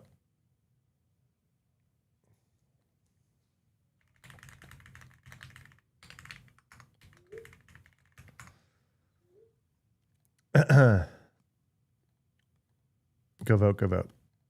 All right. Should I do this one first? What's the hook here, everybody? Everyone help me. I'm really bad at... I haven't even had an extra sip of the coffee that I poured, and I'm already feeling better. I'm already feeling more awake. You guys are also talking, which always helps when I'm not talking by myself. But just the coffee being in the cup has like osmosis, like punched me in the face. So, thing I'm bad at, if you go look at like, I've put a ton of effort into upgrading my whole YouTube everything. Live streams, I've hired an editor, I got a better camera and everything, right? Since I did all that time and upgraded money stuff, my YouTube channel performance has gone through the floor, right? I'm not complaining or whatever, right? I'm just kind of saying, for some reason, like basically from January till now, it's like nothing but my worst performing YouTube videos. I think that a lot of it has to do with my titles and thumbnails. I think I'm really, really bad at titles and thumbnails. And like just getting people like that hook. Like no one's clicking on the damn video, right? And so YouTube just doesn't push it out when people don't click on it when they get seen it. So we're talking like hundreds of views, right? Where I get like, I think I have like 11 million views over the last 90 days on Instagram. And I got like 300 views on my last YouTube video, right? I'll give you all the YouTube inside baseball you want.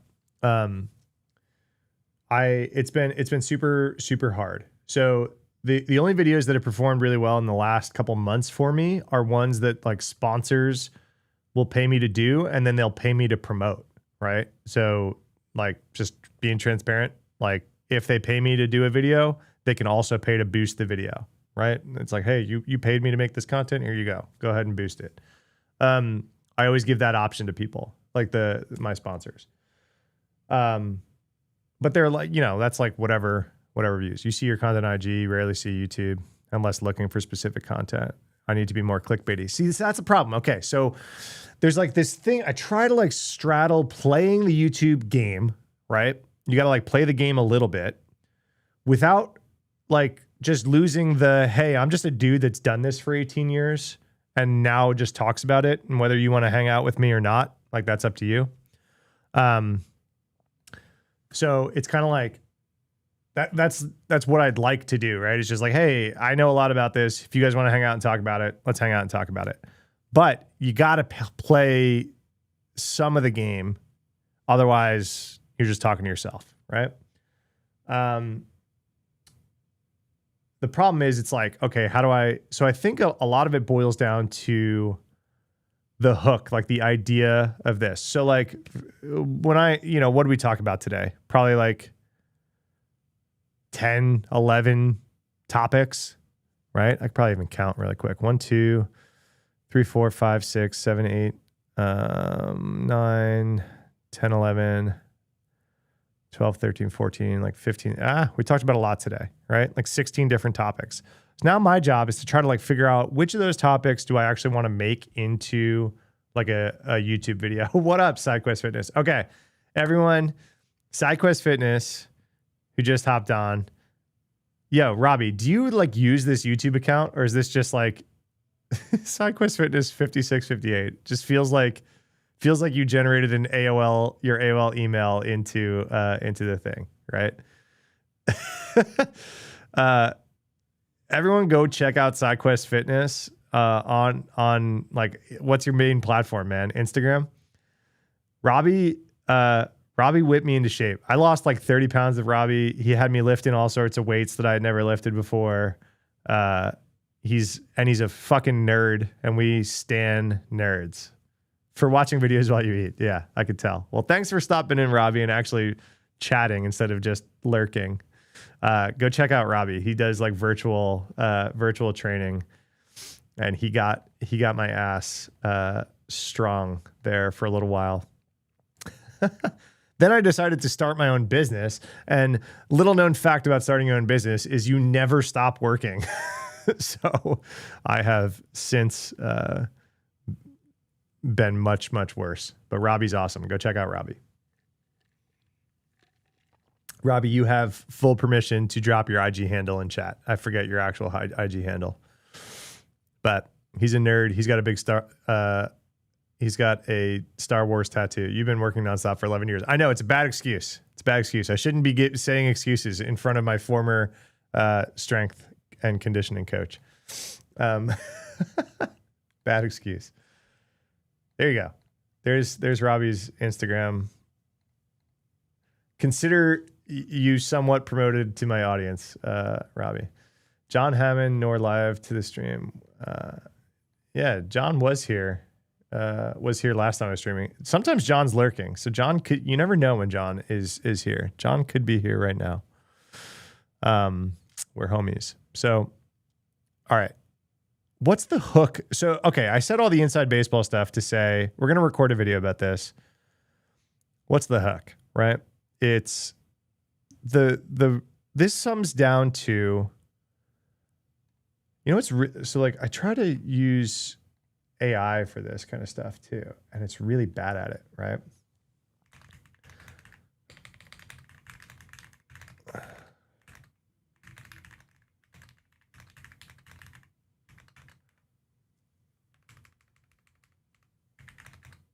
I try to use AI to like help. It's atrocious. It's atrocious at this. Like anyone that's out there saying that like AI is like automating their social media performance and they're killing it is full of shit. Or their audience is also all automated and bots and AI powered. Really bad at content creation. I really don't like AI for social media content creation, just in general. I think it's like the one thing that I think it's one of the things you should never use AI for. I'm a big AI coder, you know. I like it for research, but it's really, really bad at social media content creation. Video game thumbnails. Yeah. I try to look at like other tech content creators. Okay, so it's so funny. You guys want to keep talking YouTube baseball for a second? Because why not, right? So like there's like rules, right? I've downloaded YouTube courses. I've hired people to help me like evaluate my YouTube, all this kind of stuff, right? There's rules, right? That a lot of these courses push. And one of them, I legitimately took this course and it told me, and it talked a lot about the edit. And it said that especially in the first like 2.5 minutes of the video or 2 minutes of the video, you cannot leave the screen static for more than 3 seconds. Right? So it's like, that's why you see all this like crazy editing when you first click a YouTube video. It's like, there's B-roll, there's zoom ins, there's zoom outs, there's graphics that show up on the screen and all this kind of stuff, especially heavy on. They say you could taper off of that as people are watching because you've already got their attention, right? And like, I'm of the mind that I want people that actually want to watch this shit, not like people that want like a cat toy jingled in front of them. But we might, like, the ship might have sailed, right? People's attention span are actually like absolutely screwed, right?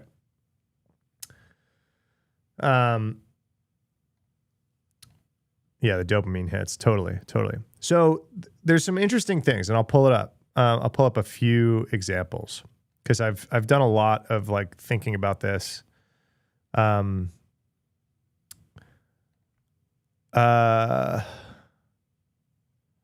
see. Where's another one? So I try to like follow like tech creators because I don't want to like go too weird into like other areas. And so I want to talk about here. I'm pulling up a few examples. So we've got Low Level. He's a homie. I like Low Level. I think we have very similar styles. He's also in the industry. He's like a hands-on kind of reverse engineer malware guy in the industry. Super technical. He's super low level. Get it? He like teaches low level programming and things like that. He kind of just has his kind of thumbnail factory, right? It's just one word, whatever, right? So that's one way to go about it. He mixes some other ones in here. I mean, he just did a really good one today. It's like killing it, right? Then we have Primogen. Very typical YouTuber stuff. Bright colors, tons of reactions.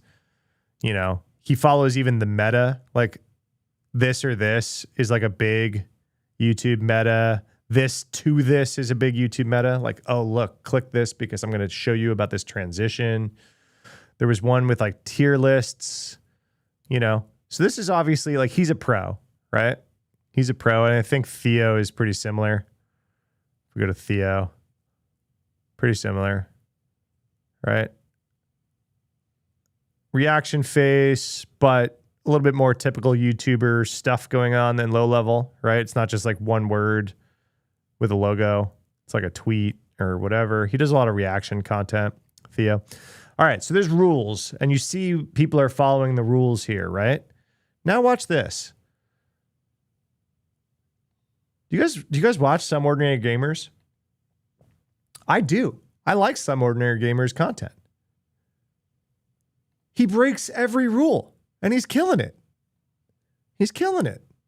And it's just him, right? So this guy gets views for people who just are his viewers. He just has an audience and they show up for him. Right? So like, you see what I'm getting at? Like he throws in some of the like rule following things occasionally, right? And they actually kind of underperform. Whoops. And then if you go to his videos, he doesn't do any editing either. Like he does very, very little editing. Apple versus Android. The blue bubble no versus animations, the green bubble. The no battle zoom ins, every internet virgin loves no to take, ladies and gentlemen. flashy If you ask stuff. Me, I really don't care what phone you use, but see what I mean? Because he's actually good at his job. Totally. Totally. So this is what I'm saying. This is why it's hard for me to like balance playing the YouTube game versus just like showing up and being an expert on this stuff. I'm just kind of giving you guys like the peek behind the like his research is his editing. Totally. Totally. Totally. He also does, you know, he live streams and just records parts of his live streams like I do too, right? In every business, they're unicorns. I mean, also, Some Ordinary Gamers has been doing it for a minute, right? Like 2012. So this is where I'm at, right? Obviously, I'm underperforming right now. So in Exploit Enterprise's words, yeah, G, because I'm not good at my job. Right? You watch him every day. Totally. I think Mudahar is great. He's obviously worked or works in the field. That's why you talk good about him. Totally. Everyone I just showed on screen, I think, is a very good content creator. I think Theo is a bit of a bully on social media, and I don't like that, right? I think his presence on Twitter is very bully people that have different opinions of him, and I don't like that. I respond actively. If you go search my name and his on Twitter, I call him out. I'm like, hey, man, you can just disagree with someone like a normal human being. You don't got to like bully people. I don't like that, but I think Theo makes great YouTube videos. Primogen, I think, is hilarious and he's super entertaining about technical topics. I think he makes great YouTube videos. And then wait, hold on. On the complete other extreme spectrum of things, you want to see someone that literally follows all of the YouTube rules. If you go buy a YouTube class right now, right? Chuck is playing the YouTube game, right? Like I've met Chuck. I'm in a few group chats with Chuck. Chuck's a super nice guy. He's okay, smart, but Chuck plays the YouTube game. Look how many screens we've already changed, right? And I just had to make a quick Look how many edits. Now, right now I'm in Japan, which is why I'm drinking. Look how many edits, right? Like Chuck is playing And they drop YouTube. something that's I mean, and he's probably the best performing person of all the people I just showed, right? 5 million subscribers. You know? Like Chuck plays the game. So that's like you got Mudahar on one end of the spectrum and Chuck on the other. Basically, I'm trying to be more Mudahar, but it seems like it's harder to get your feet under you on YouTube without playing the game a little bit. Anyway, not complaining, not saying I deserve more views than I'm getting or anything like that. Like not where I'm at, right? I'm obviously doing something wrong that the platform doesn't like, that general viewers don't enjoy yet, right? I've had a few decent videos go off organically, but generally my performance bar is pretty low right now, especially in 2026.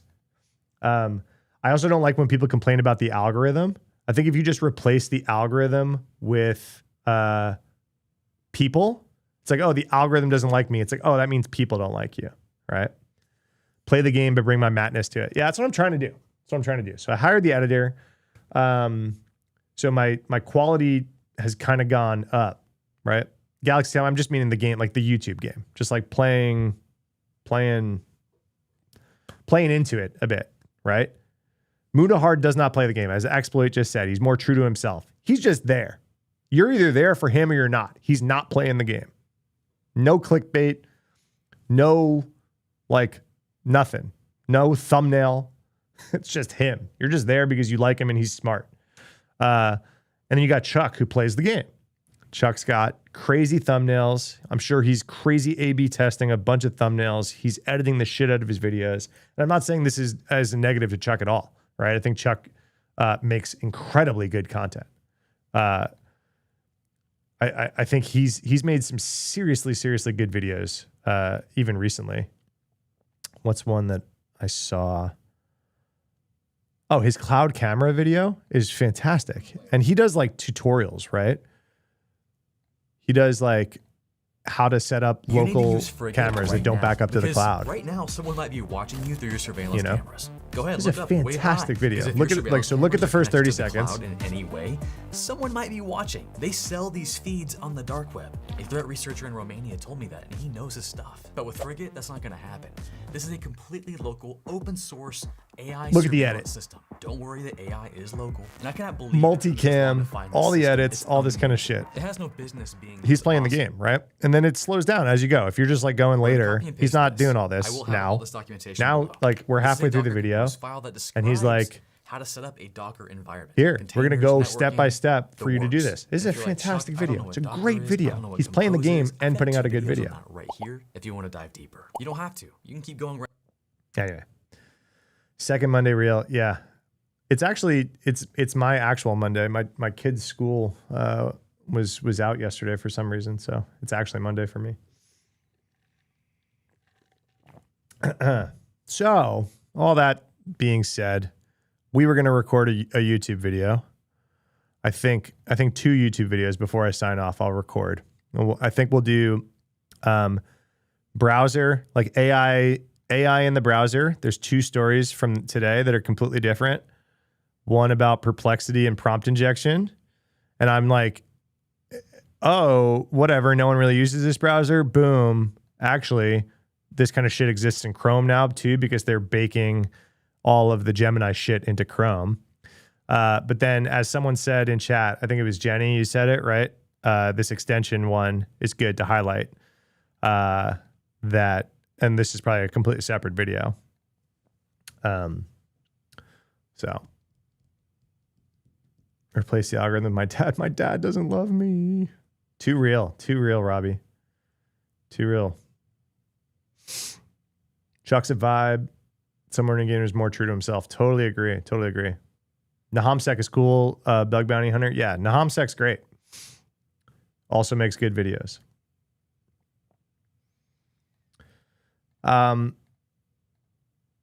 So yeah.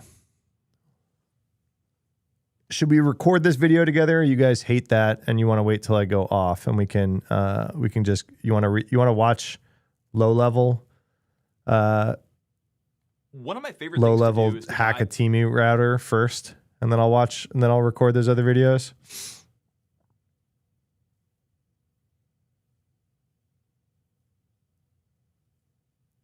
Levels are already good. See ya. Thanks for hanging out. Recommendation for bug bounty courses? Yeah, Jason Jaddix's course is like 10 out of 10. And he updates it all the time.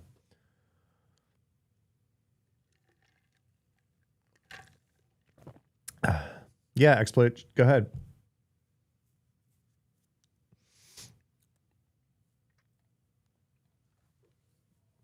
Sorry, I'm all over the place, guys. We're either gonna hang out for a little bit longer and chat, or I'm gonna record the video while live. Which RSS feed for Unit 42? Let me check. Let me check my Feedly real quick. How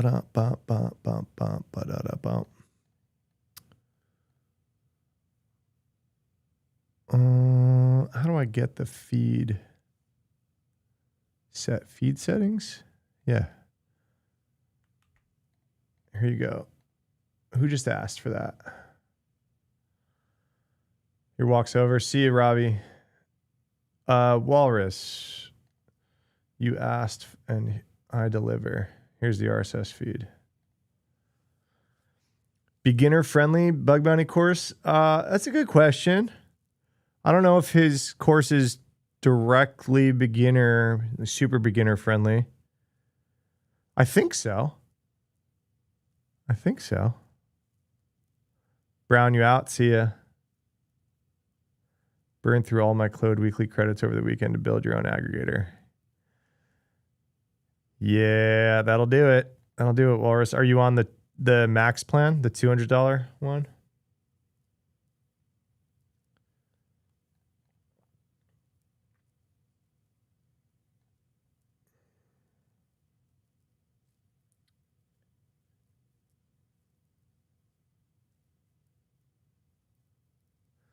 All right.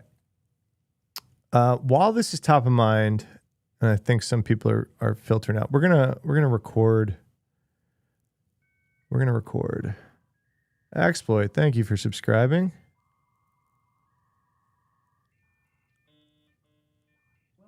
Welcome. I fucking love that. My alerts don't go off a whole lot during stream, so they still make me super happy when they happen. I just love that.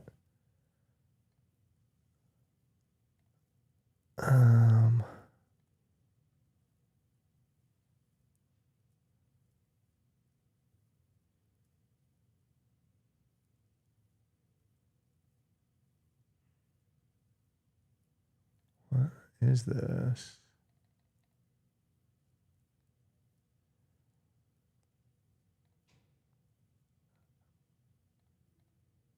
No, don't record. Keep it longer. Okay, you guys want to watch? You guys want to watch low level real quick? I'm not going to get off. I was going to record while hanging out with you guys, but I just hide chat. That's all.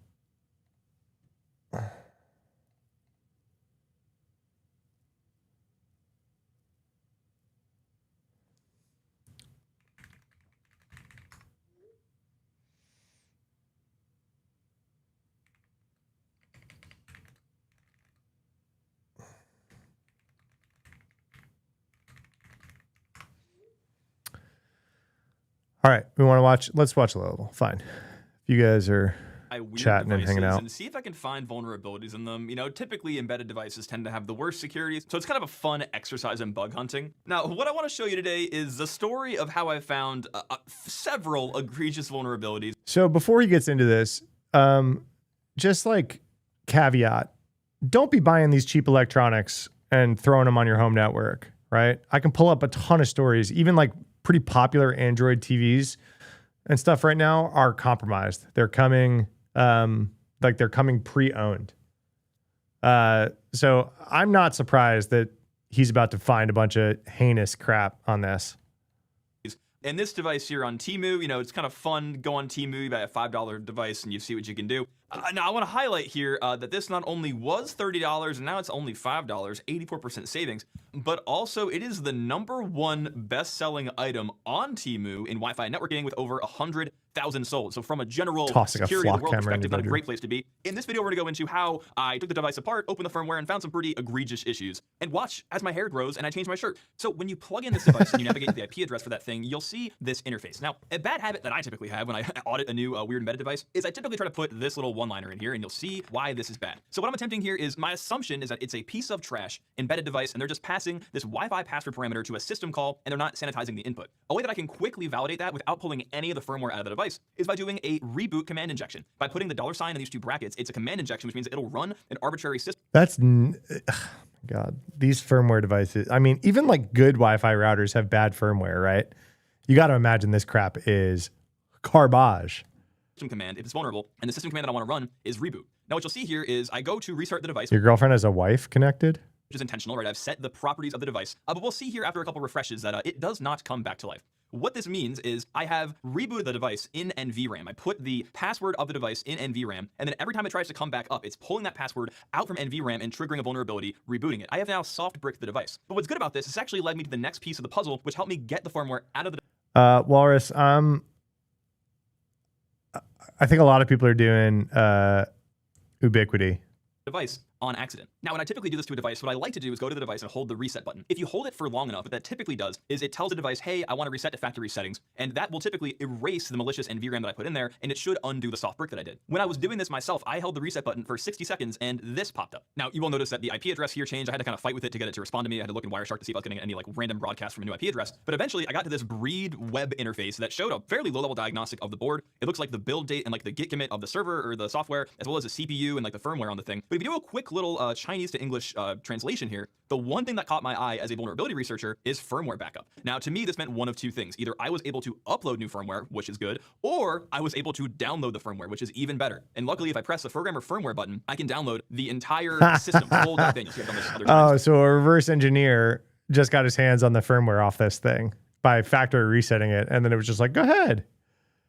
Previous takes of the video, but I'm able to download the firmware for the device, which is great. A lot of the times that you have to do is like desolder a chip off the board, for example, like maybe like a flash chip like one of these, and then put it into a flash reader. Maybe there's some weird like locking going on. The ability to just download the firmware automatically like this is super cool. So what we can actually do now is go into our downloads here. Let's go to downloads, and we can do a little bin walk recursive extraction of full2.bin, and what we should get at a certain level is the file system for the device. Typically these things contain file systems. So if I go into extractions here, and I go to the SquashFS root, I now have the entire file system for the device. This is great. Now, after resetting the device, getting it back to its normal configuration, doing a factory reset, I'm back into the device. So now the question is like, where do we go from here? We have the firmware over here on this tab, and I have like the web interface on this tab. When we're doing research on this thing, what do we do? Well, what I'm interested in is vulnerabilities that arise from a user sending data to a server somewhere and there being a vulnerability in that server. The server we have access to right now is the web server. So let's see if we can identify maybe some methods that we can use to trace in the firmware where this data is processed. Typically, I like to go to the network tab. When I reload a page, I see like, are there any This is great, right? If you guys are even kind of interested in reverse engineering, this is awesome content,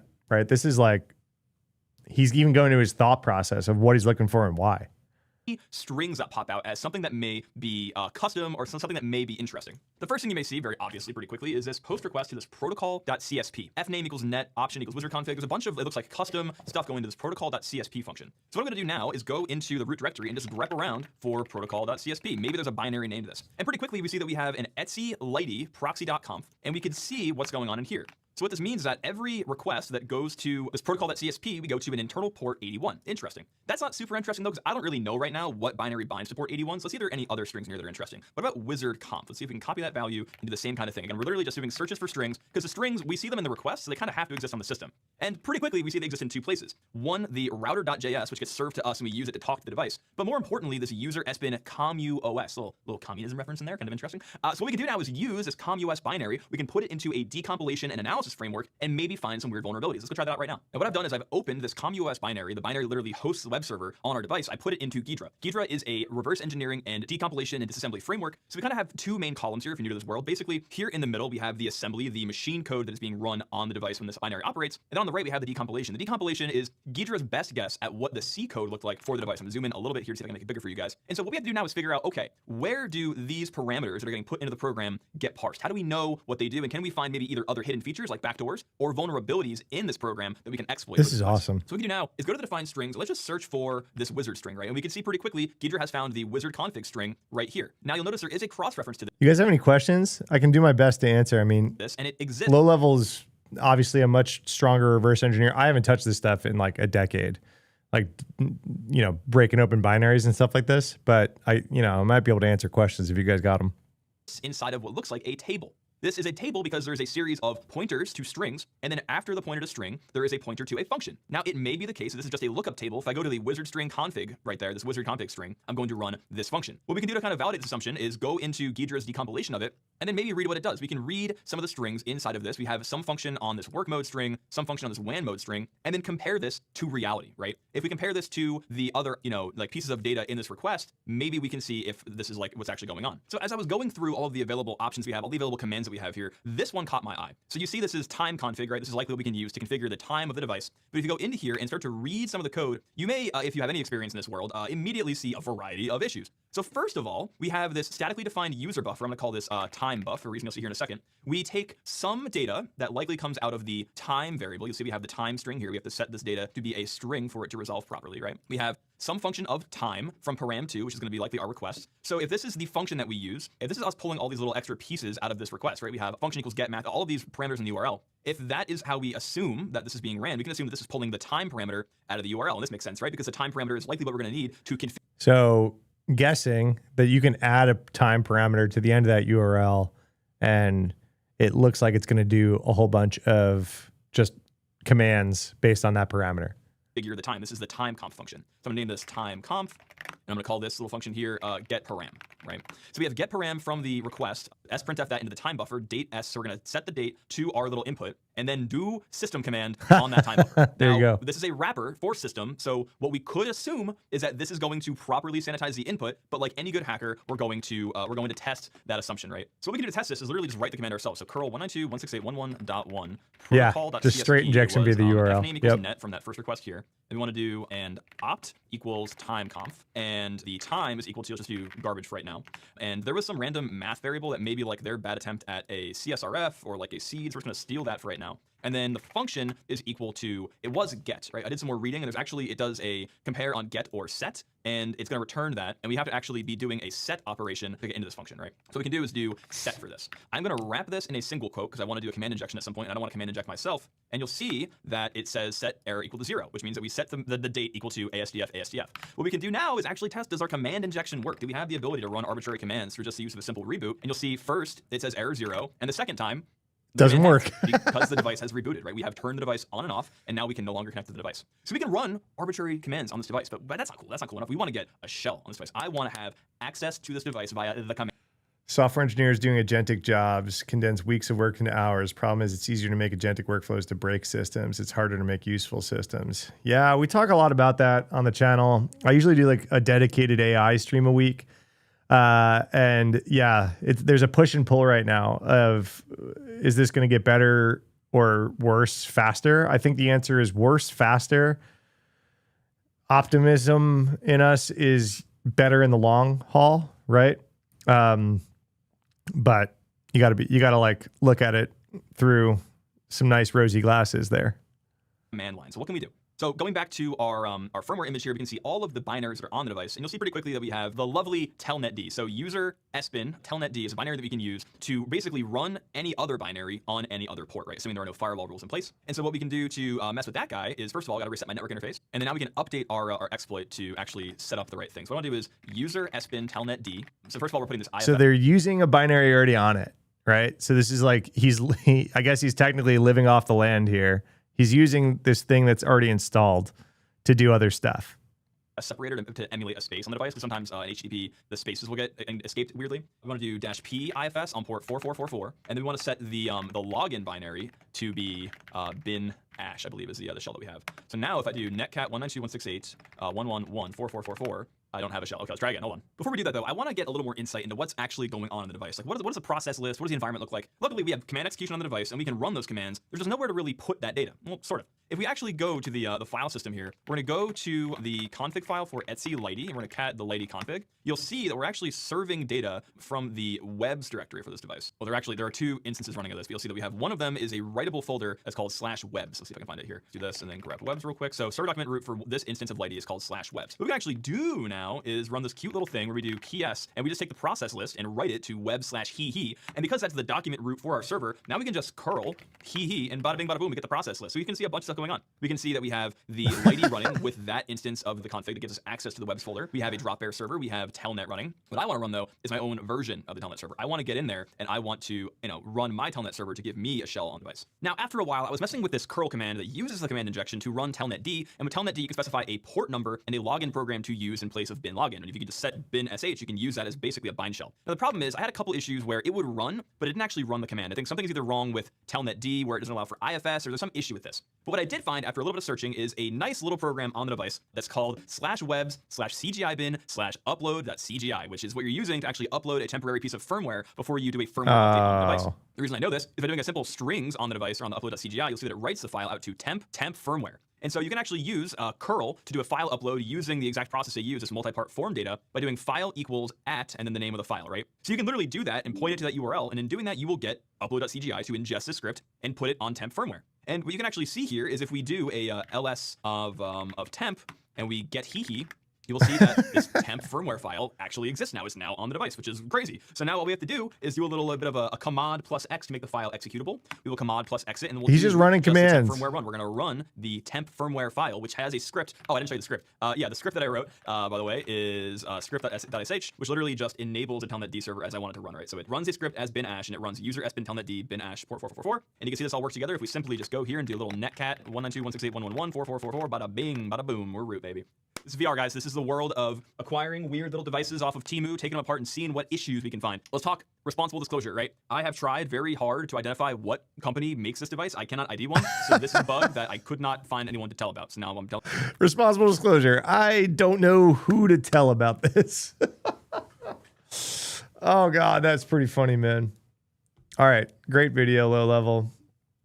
Go subscribe to his channel. That was sick.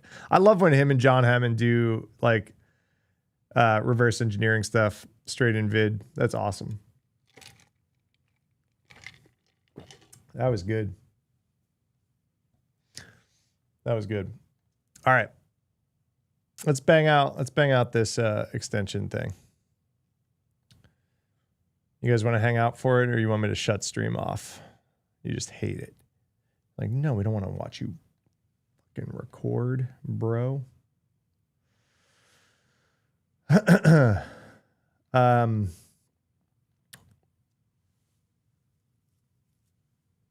Invited to the FBI Winter Shield. Keep stream on. All right.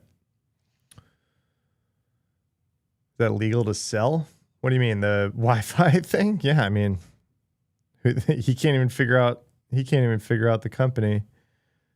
He can't even figure out the company that's selling it. All right, what's the hook here? The hook here is any extension you have installed can turn into a malicious one from right under your feet. That's the hook, right?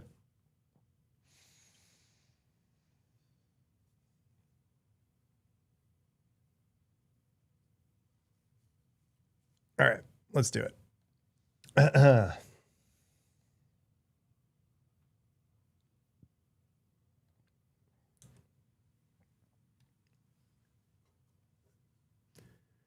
There's a high likelihood that you're watching this video in your web browser, and that web browser probably has some extensions installed in it.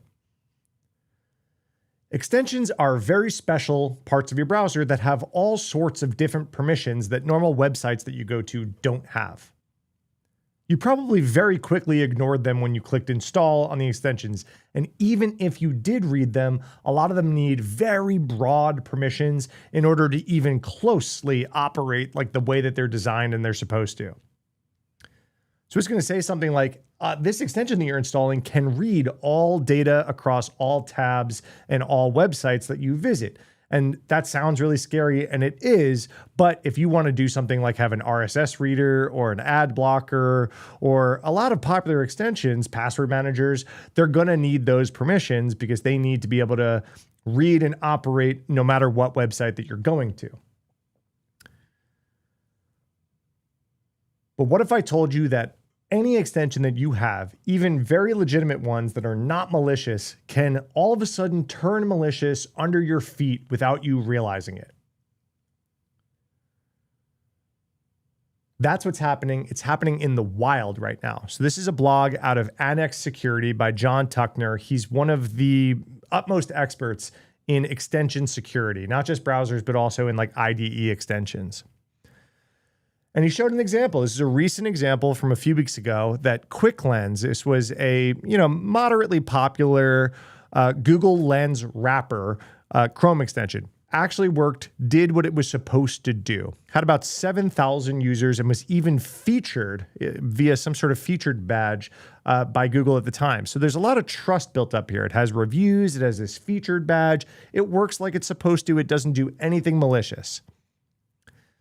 And then all of a sudden it updated. And by the way, your extensions automatically update behind the scenes.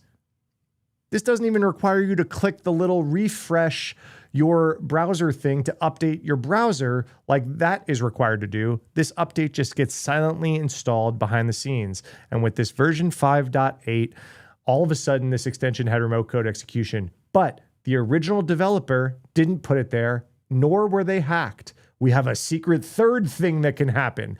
What's behind door number 3? Well, it turns out that a lot of people can just list their extensions for sale. Where's Extension Hub real quick?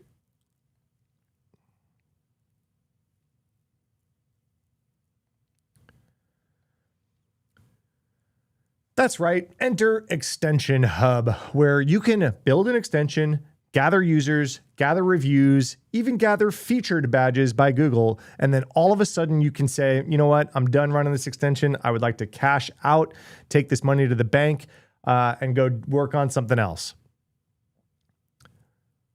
Well, right now you can go to Extension Hub, no matter who you are and what your intentions are, and buy some of these extensions. And in turn, you're buying the users of these extensions and their trust along with it.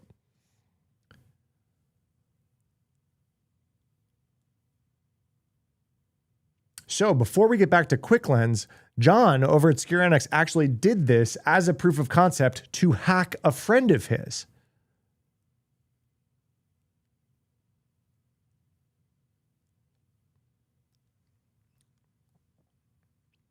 So John is friends with Solstice over on Twitter, and for $50, John was able to buy an extension that they knew that Solstice had installed. It was an extension named Website Blocker. It had some semblance of users. It had the right permissions that he wanted, including this declarative net request one on all websites. He goes through the process, $50. The seller has no idea who John is, what John's intentions are for all of this stuff. The ownership transfers. He gets all of the code and all of the users of this code. And then what does John do?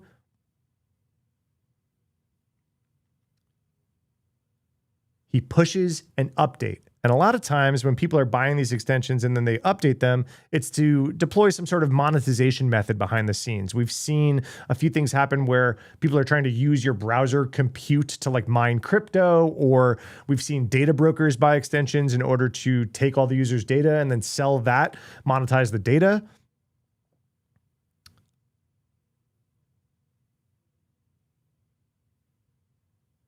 But using this declarative net request API permission that a lot of extensions have and access to star websites, He hard-coded a web traffic rule that would redirect all traffic from secureannex.com to rickrolling. Super innocent POC. He was just trying to hack his friend, and then guess what happened? Solstice said, update, Tuckner took over my browser, rickrolled me through an extension that he acquired. I'm completely serious. With my consent, of course. We are so cooked. So that was a POC. Let's go back to this example of QuickLens in the real world. This is actually happening right now. 7,000 users of a Google Lens wrapper for a period of time were hacked by a browser that they were using that was not malicious when they installed it.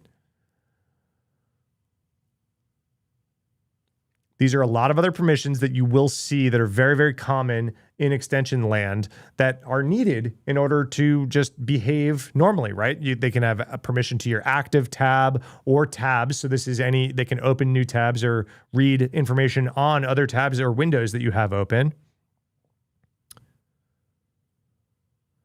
Storage, scripting, context menus, web navigation, all sorts of permissions that are super, super normal, but they are very powerful in your browser. But then QuickLens got sold to a new owner who pushed an update.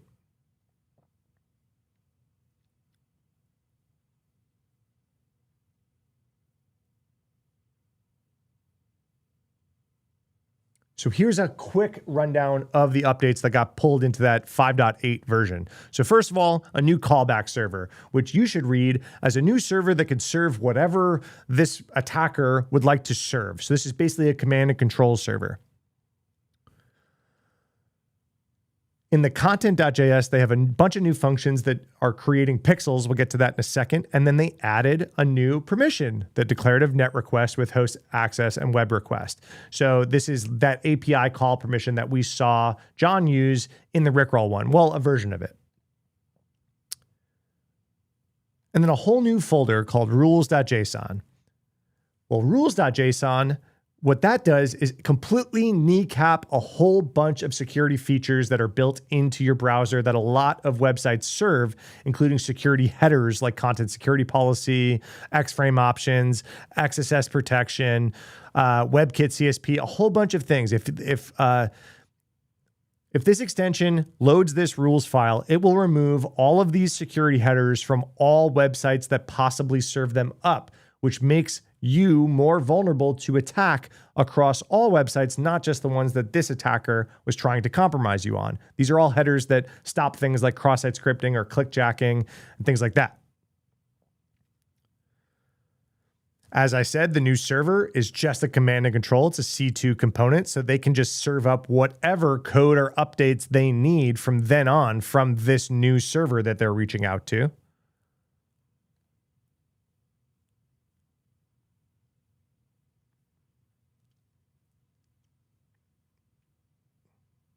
And then comes the pixel trick, okay? So using this invisible pixel trick, we've seen this before.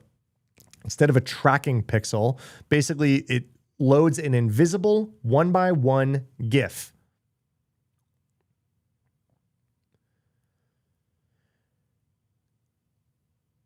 And then it takes advantage of the onload JavaScript element. So if you're a web app hacker or an AppSec person, this is all, completely familiar to you. This is a common cross-site scripting technique that you could use onload, meaning when the page loads, execute the following JavaScript that is provided by the attacker.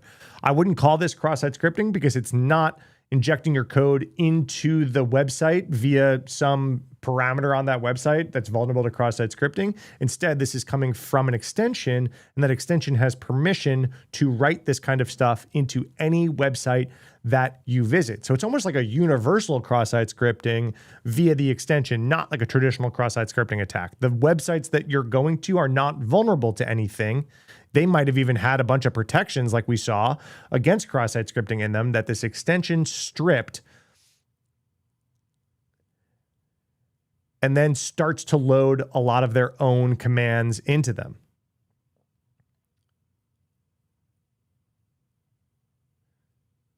the commands can be variable. So this element is pulling from that C2 server. So instead of just writing one malicious command here that gets run on load, you could just pull stuff from the C2 server that you just got permission to pull stuff from and start running a bunch of different commands.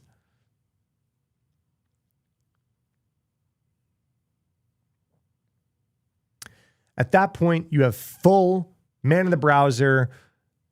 You can do anything that JavaScript you can do in the browser, including redirect, phishing pages, rewrite the page to look like something else, key logging, whatever it is.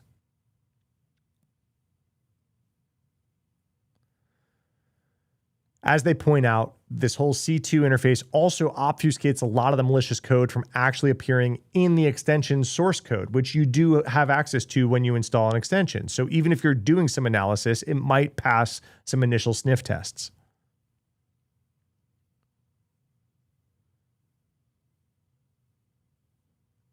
But at this point, this extension now has full remote code execution in the browser based on that pixel on load trick.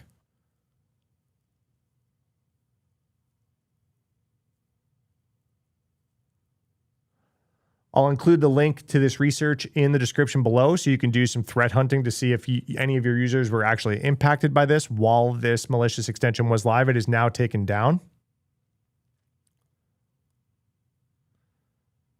But I wanted to make this quick video so that you guys realize so even in the best case scenario that you have a team of people dedicated towards understanding what extensions your users have installed. If you're working on a security team, if you're just a user installing your own extensions, maybe you do actually review the extensions you install and the permissions. But what I want to get across is this can change from underneath your feet at any point, not even with getting hacked, with just selling these things legitimately, transferring ownership of the extension to a new party. And we now have demonstrable evidence that there are malicious parties that are buying these things off of these, trading platforms like extension hubs and then pushing malware out to users who trusted this stuff initially. Even if you reviewed it at the time that you installed it, it could have passed. Are you then reviewing and making sure that every update to the extension therefore out in perpetuity does not include malicious instructions, or even in this case, like secondhand malicious instructions via a C2 server that maybe could pass static analysis on first look? This is great research, John. Thanks for putting it out. Go check out Annex Security if you haven't, especially if you're interested in extension security for both browsers and IDEs. They're doing great work over there. They didn't sponsor this video. This is just great research. If this was helpful for you, please do all the YouTube stuff down below. It helps me more than you know, and follow for more cybersecurity news.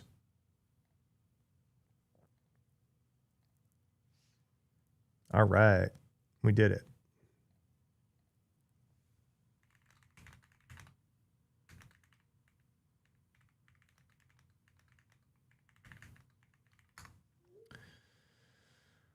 Let's upload that to Drive.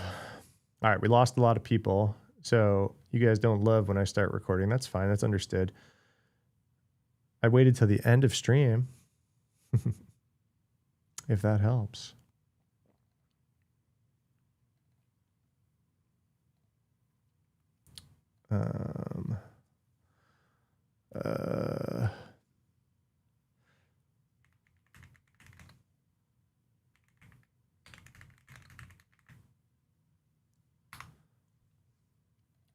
I got to figure out a title for that video. That's a hard one to title.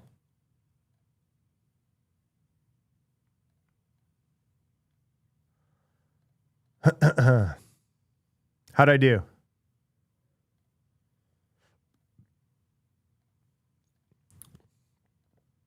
How'd I do, chat? All right, we're going to record one more. Thanks for hanging out, for those of you who stayed.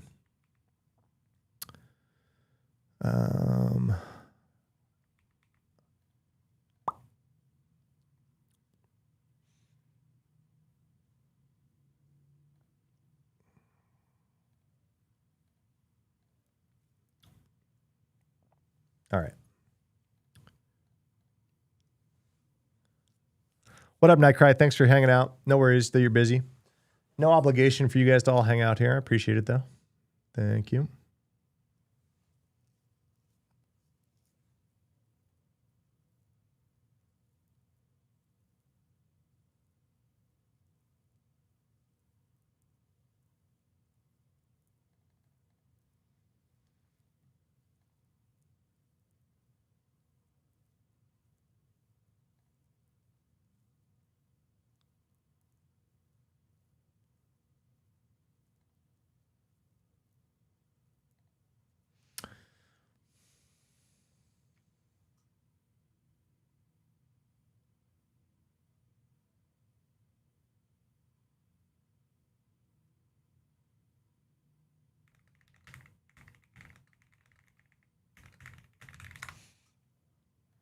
Sorry, guys.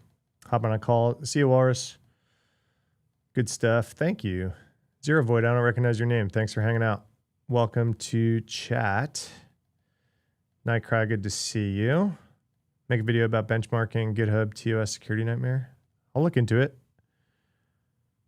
COD speed security nightmare and the university breach. I don't like making videos about the breaches.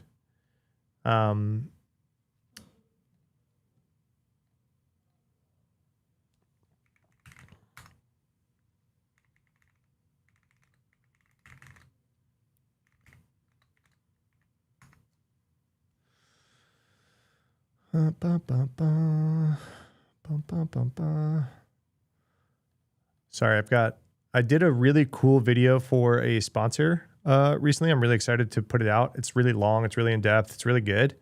They've had a lot of edits. So I was just reading a bunch of people hit me up for stuff.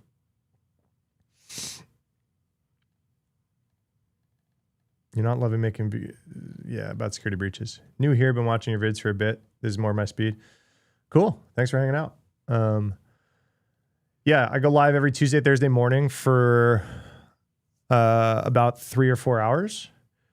And then I throw in some bonus streams if my week allows. Some dedicated AI streams or some coding stuff, or I don't know. The people are clamoring for some gaming streams, so I might do a nighttime gaming stream.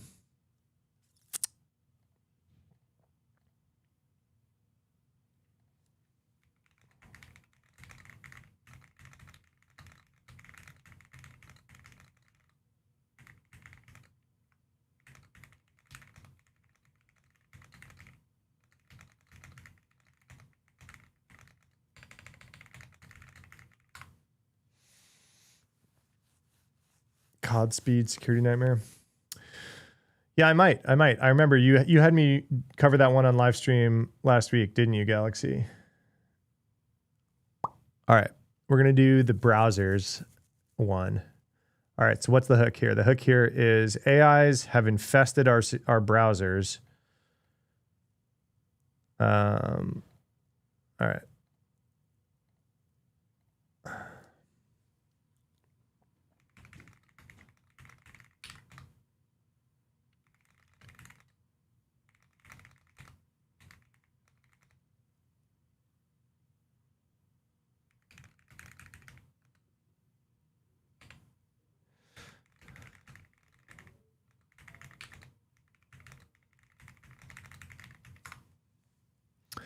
Oh, gosh. Why am I opening Slack live on stream?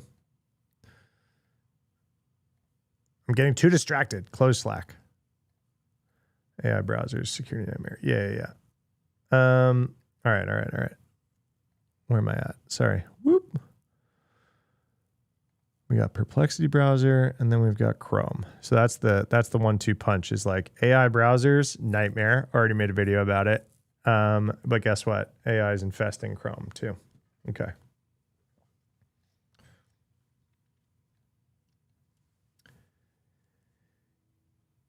AI is absolutely infesting our browsers, whether we like it or not.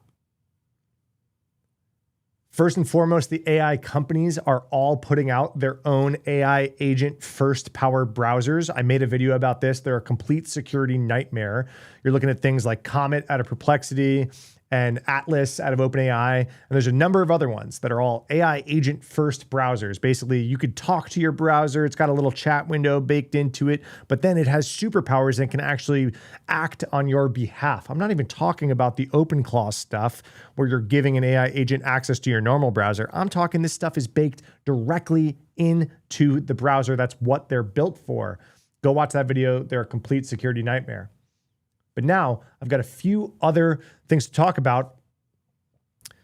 But now I've got some new stuff to talk about. It doesn't matter if you use those or not. So first and foremost, we've got additional info, kind of like that last video. Their Perplexity browser had more security concerns about prompt injection, where people were actually able to hack you just by sending you a calendar invite.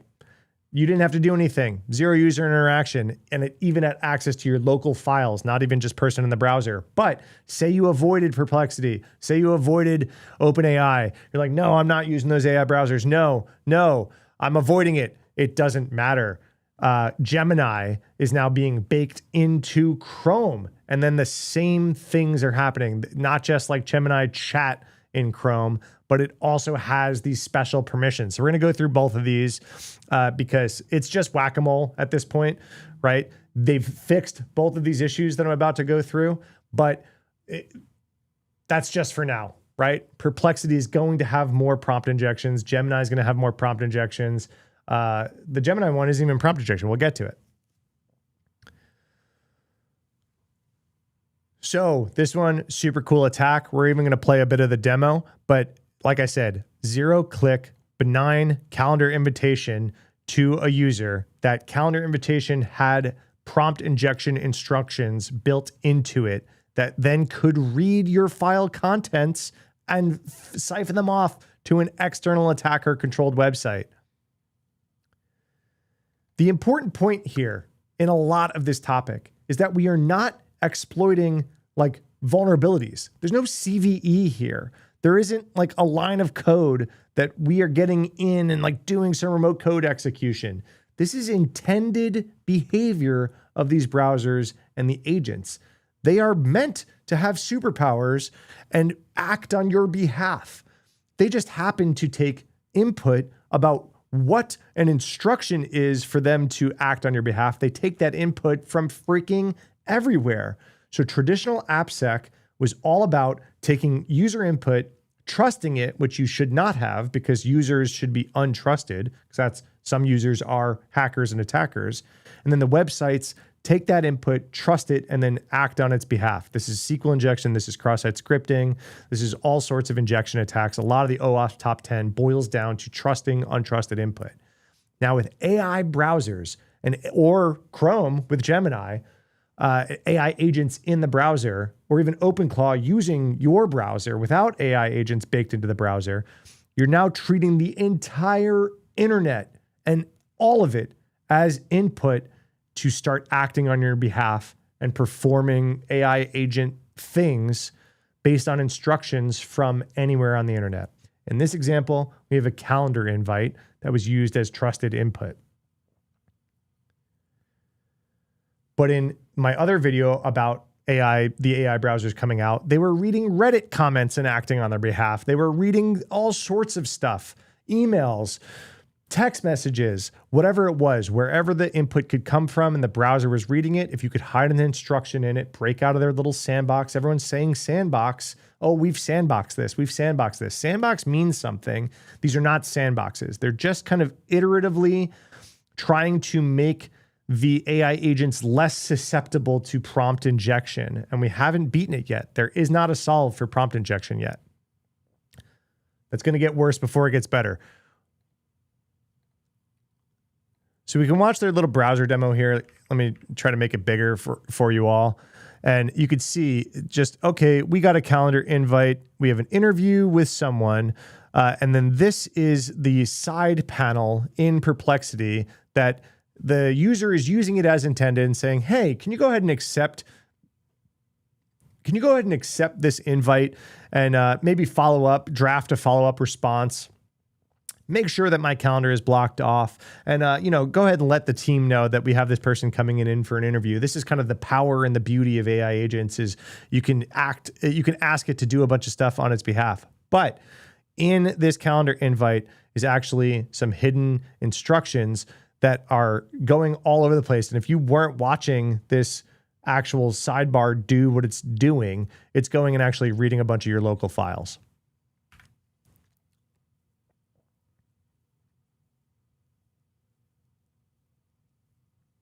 Can an attacker hijack comment to work for them? Spoiler alert, yes.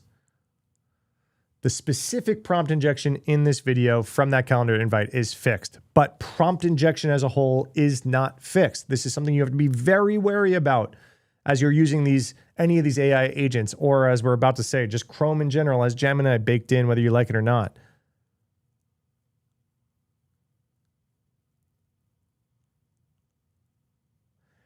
Here you go. They sum up nicely what I was just talking about. Once the browser becomes an agent that both interprets untrusted content and executes action on the user behalf, the threat model changes.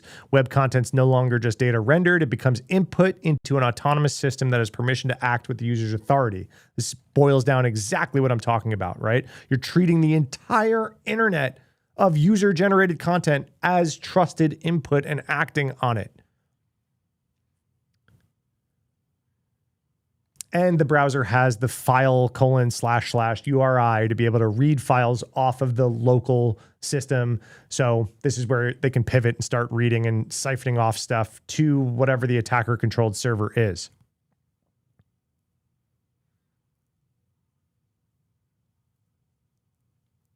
Local file system access is available to the agent, but it is expected to be exercised only when a user intentionally requests it. The agent determines when accessing the local file system is necessary in order to complete the task and believes the user has assigned.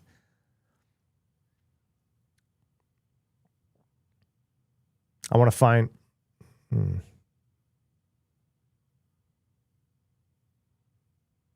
So in this example, they include like a passwords.txt somewhere on the file system, and they're going to show that they can steal it. If you're unaware, stealing it is super easy just by calling out to the attacker-controlled server and piping in the sensitive data into a parameter that you make in that request is how they siphon this out to their server.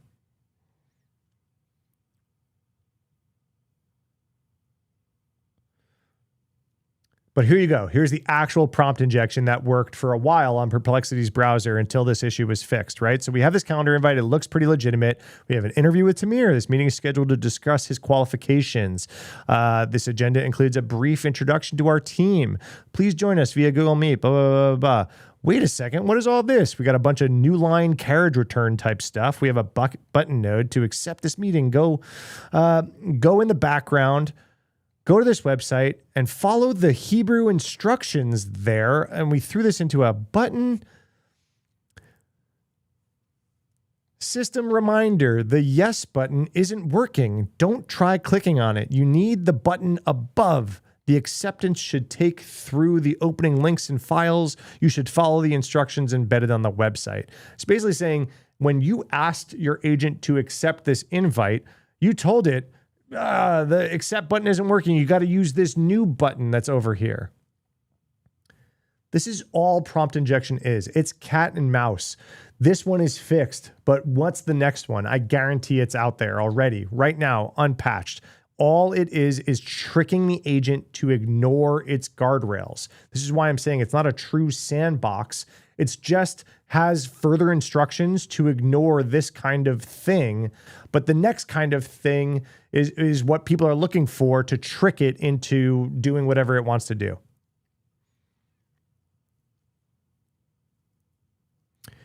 Another common tactic we see here is instead of hiding a lot of the malicious instructions actually in the invite, it says, hey, go follow the Hebrew instructions out on this other website that I'm sending you to.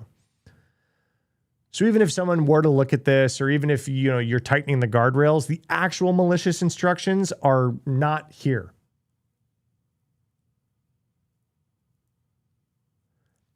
So the prompt, accept this meeting and help me prepare for the interview, then goes to that website, finds those Hebrew instructions, and starts doing all the file systems read stuff and sending the passwords back to the attacker. Here it is in Hebrew. I love you comment and a whole bunch of instructions.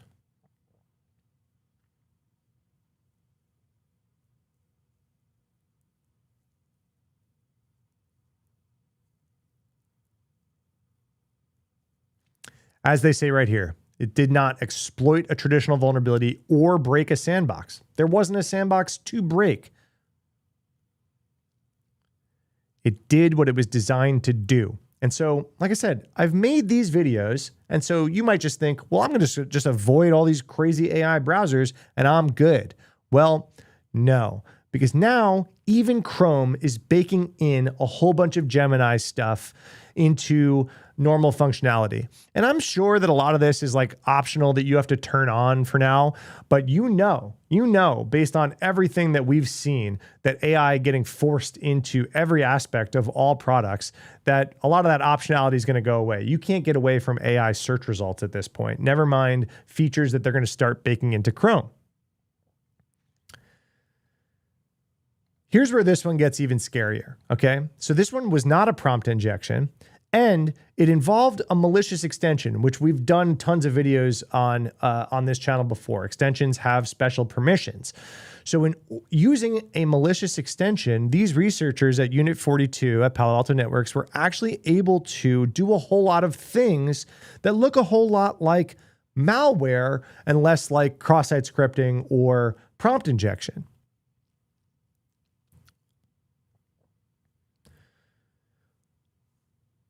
So they set the stage in a pretty similar way, right? You got these new class of agentic browsers, but Chrome has this now Gemini Live in Chrome AI assistant thing going on here. So if you're on like a recipe website, you could say, hey, Gemini, can I make this recipe gluten-free? And since this has permission to read all the content of this recipe and then feed it to this AI agent to start doing stuff, you can see where I'm going here, right? You're taking this whole recipe as trusted input and feeding it to this AI agent to then start doing stuff.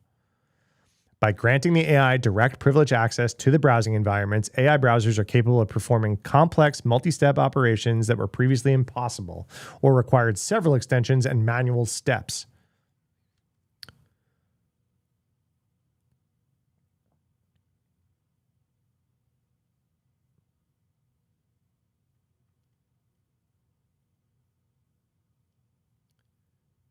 So as they talk about here, right, a malicious web page could instruct an AI to perform actions that would be blocked by a conventional browser security model via advanced prompt injection techniques. This is kind of the whole thing that we just talked about, but that's not what the rest of this research is about. The research now goes into extension security. Browser extensions have all sorts of special permissions to read all the content across a bunch of different websites. That's how you do ad blocking. That's how you do password manager stuff. That's how you do RSS readers, or if you use Grammarly or whatever it is, they got to be able to read and act on the content across all your tabs and windows. So that's why extensions have these permissions to do this kind of stuff. Now, you're probably reading the tea leaves. If you combine the extension security model nightmare as it is with the AI agent in the browser model and the security nightmare that it is, you'll all of a sudden have a very, very powerful 1-2 punch. One of the extension permissions that we're going to talk about a lot when it comes to one of the very powerful permissions that you see pop up a lot in extensions is this declarative net request. It basically allows the extension to make API requests on your behalf from your browser, generally with your sessions. And if that extension has permission to do that in all websites, that would also include the Gemini.Google website. But the vulnerability that they discovered here that is now since patched is that it also allowed it to do this in this Gemini side panel thing, which is this not just a website, it's this special AI agent browser feature built right into Chrome.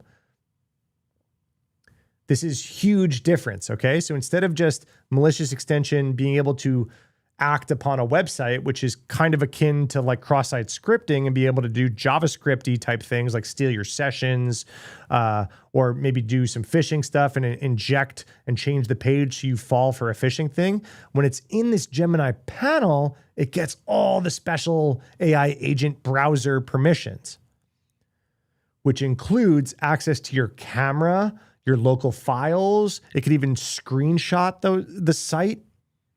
So even if you're on an HTTPS site that's encrypted, you're now screenshotting tabs.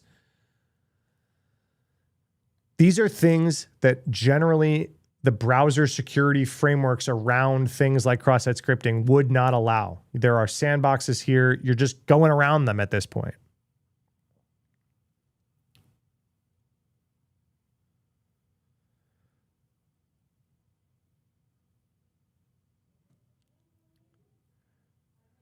So with a malicious extension combined with this AI agent function, we're now more behaving like malware at this point than like person in the browser.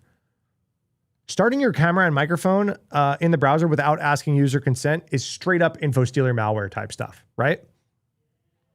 Reading local files and directories, again, this is very much malware behavior.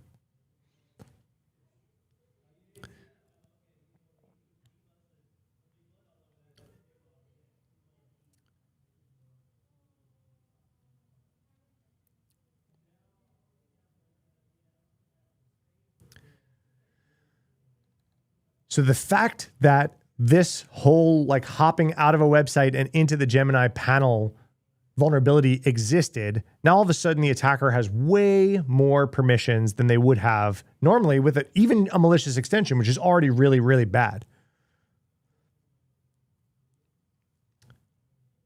Combine this with another video that I just did on the channel about attackers can go and purchase extensions. They don't even have to hack them. They don't even have to like put out an extension and try to get a bunch of users' trust and then turn it malicious. No, you can just go purchase extensions on these forums that go, and you can spend however much money they're listing them for. And what you're doing is actually buying access to all of those users' browsers. Then you can push updates to that extension that you just purchased, silently updating into the browser, and then start hijacking some of the AI behaviors of the browsers as they, get more and more permissive. Again, this particular hop out of the extension and the website into the Gemini panel, that vulnerability has been patched, but this threat still exists largely when it comes to the AI browsers, AI agentic features in browsers, AI powered browsers by themselves. Things like OpenClaw using your browser, this threat still very much exists. And when you pair it with extensions or the ability to even purchase an extension and turn a previously legitimate extension malicious, you start to have an absolute security nightmare on your hands. Unit 42 discovered this back in October. Google fixed it about a month and a half ago in January, and now they're publicly disclosing it at this point. Good job, Unit 42. Love your work. This is cool. And yeah, guys, I cannot get the message out strongly enough that you got to be careful with extensions and AI agents in and around your browser. Try to limit them as much as possible, and especially limit them when they're touching your main sessions. People are out there using OpenClaw and then giving them access to their social media accounts, their email, their calendar, whatever it is. It's just a nightmare, right? You have people are saying sandbox all the time when it comes to OpenClaw. There's no sandbox. You're just writing instructions in a markdown file that, guess what? It's gonna fall out of memory. It's not gonna look at those instructions, and it's gonna go off the rails. This is gonna get worse before it gets better, okay? Yes, Perplexity has fixed that vuln. Google Gemini has fixed that vuln. This stuff, they're shoving these features everywhere, whether we like it or not. And so more of these vulns or things like it or things worse than that are going to show up before we kind of get to the other side of this. All right, if you found this useful, thank you so much. Do all of the YouTube things down below. Share this with moms. Moms love me. And stay safe out there and follow for more cybersecurity news.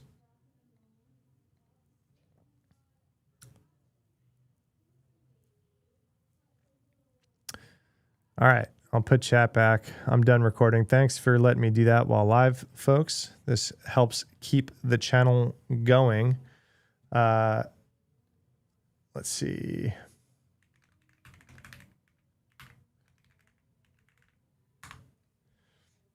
It really helps me time box this stuff. The content creation stuff takes so much time, right? So being able to do it while I'm live, and then I get off live and videos happen. That's awesome. All right. So thanks, peeps. You're still listening. Cool. I'm going to go eat some lunch here in a few minutes. Yep. Love my Unit 42 folks. Wish I could work closer with them. Yeah, they are cool. Please end the stream and publish the videos. Why are you kicking me off stream? My process includes I'm uploading those 2 recordings I just did, and I now have an editor that takes those and cuts them down and puts them out. So those will probably come out in a few days. He's still working on a backlog from last week for me right now. So you guys got the early scoop. You don't got to wait for the YouTube videos to come out because you were here hanging out. Benefit of hanging out on stream, huh? Is you get this crap a few days earlier than everyone else. I think.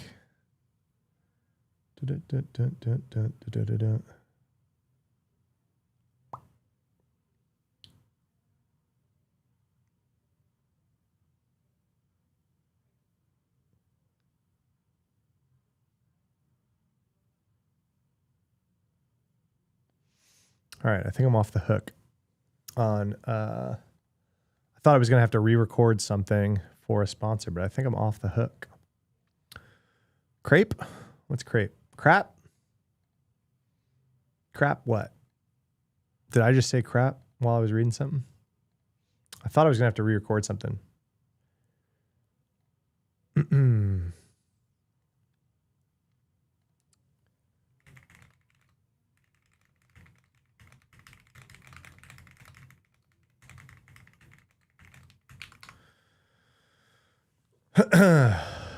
It's not crap. Now you're hungry. I think I got some tacos waiting for me. Ba-da-bum-bum-bum-bum, all right, guys. How was my time at Reddit? I enjoyed working at Reddit. It's a good team. Small security team, so I had to do a fair bit. I had to wear a lot of hats, which is always fun.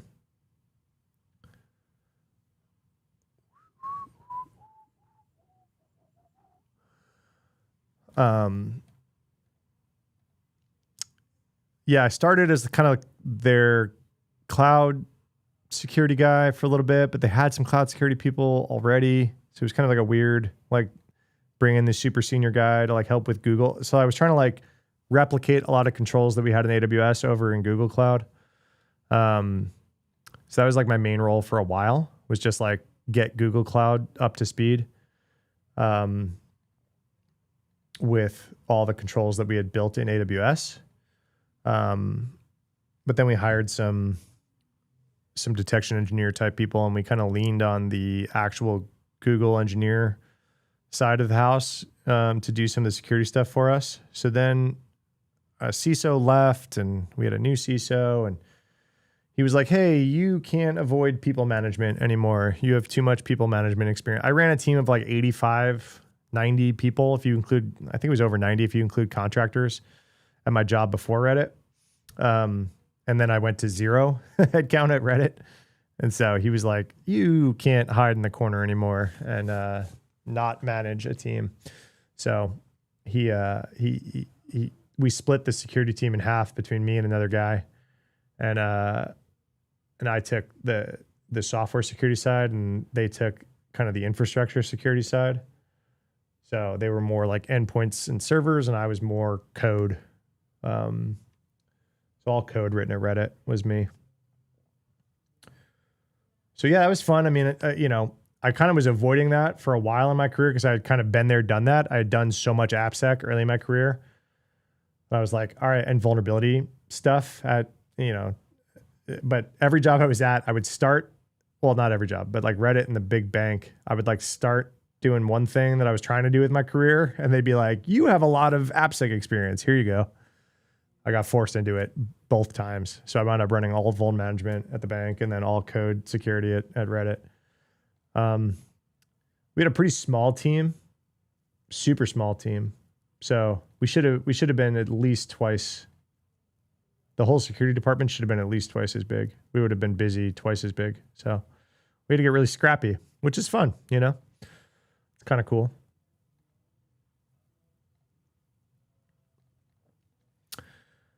All right, guys, I have someone coming in person for a job interview to come work for me in half an hour. So I've got about time to go chow down on some tacos. Main office. Reddit's main office is in SF. And then they also have some big offices in New York and LA. We had an Austin office here with me for a little while. But then it was kind of underutilized because no one was forced to go into it. So basically they were like, if they had, I think it was like 30 or 40 people. If they had 30 or 40 people in a city, they would open an office. But the problem was they drew the circle, on the map way too big in Texas for that decision. So it was like, oh, we have 40 people in the Austin metro area. And it was like, so we're going to open an office downtown.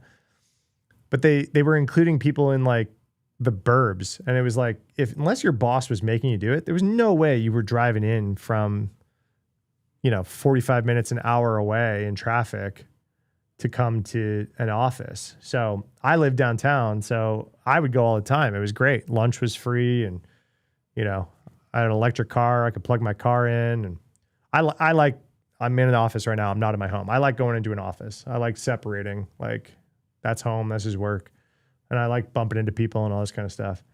So I would go in all the time, and there was only a few other people that would come in. So like 8 to 10 people that actually utilized the damn thing, and they were looking at 30 and 40 people in the area. And I was like, yeah, well, unless those people's boss made them go in, there's no way they're going to go in. So they wound up shutting it down. You live in the burbs, have a 45-minute commute. Yeah, I can't do it anymore. I've done it, man. I grew up on Long Island, and my dad worked in the city, and he took the train every day for 30 years. He took the train into New York City. Yeah, I mean, it's wild. And then, yeah, I've lived in the burbs a few times. I lived in the burbs in the Bay Area. I lived in the burbs in Houston. I lived in rural parts of the country for a little while too. I really like the outdoors in the burbs and, more rural stuff. I'm a city boy. I've learned. I've tried it all. And that's it. I'm done trying it all. You will not catch me moving anywhere that it takes me that long to get into the city anymore. I don't like car culture. I'm kind of an urbanist in that way. Like, I want more bike and public transit infrastructure. And I like walkable communities and small businesses. I hate big shopping centers with massive parking lots and chain restaurants.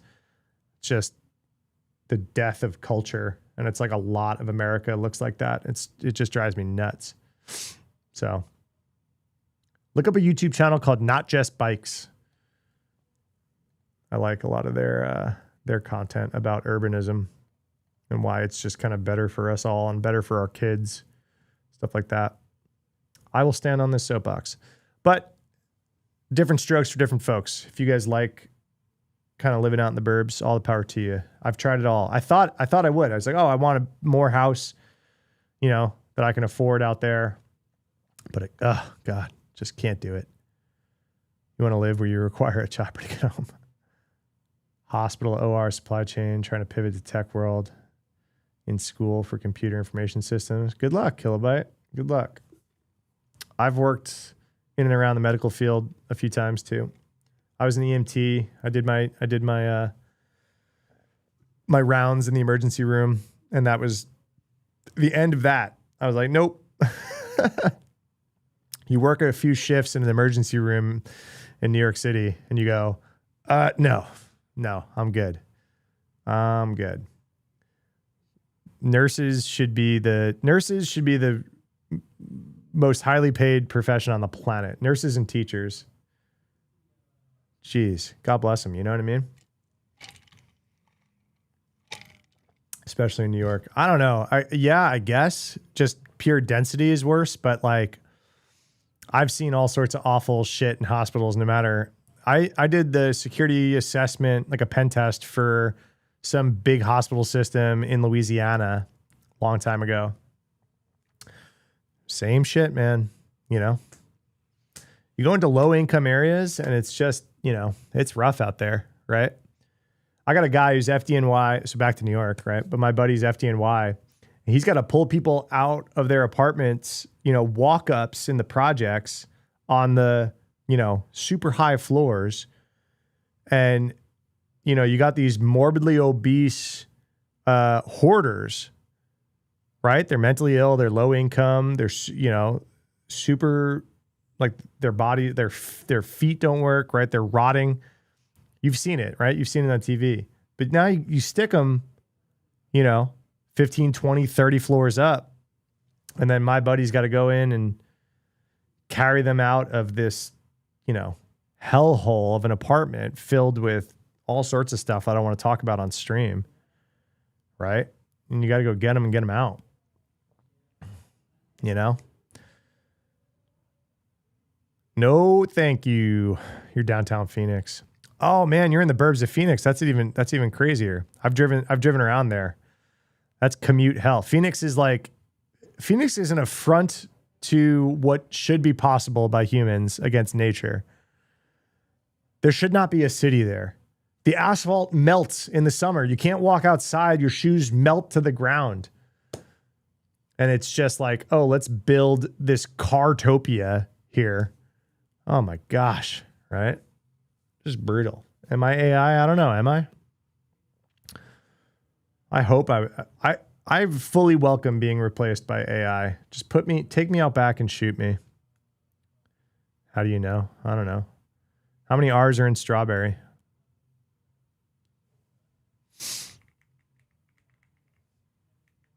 At least two. At least 2 R's in strawberry. All right, guys, I'm going to go eat some tacos. I'm just chilling with you guys. I like chatting. But I got to eat before this person comes in to interview. I'm hiring a new assistant. My assistant is going off to college, which is a bummer. I love them. You seen Ponachino coming out? No. They want real. It's people. Soylent Green is people. Taco Tuesday. Oh, Mohammed, you want to work there? I don't talk to a lot of the team much anymore. It's a small team. The CISO hits me up every now and then. He referred me to a few other roles. So, you know, he still likes me. Let me know if you see a job listing. I'm happy to send it in, but they also do pretty good. They have a recruiting team that does pretty good. So just keep an eye out for job postings and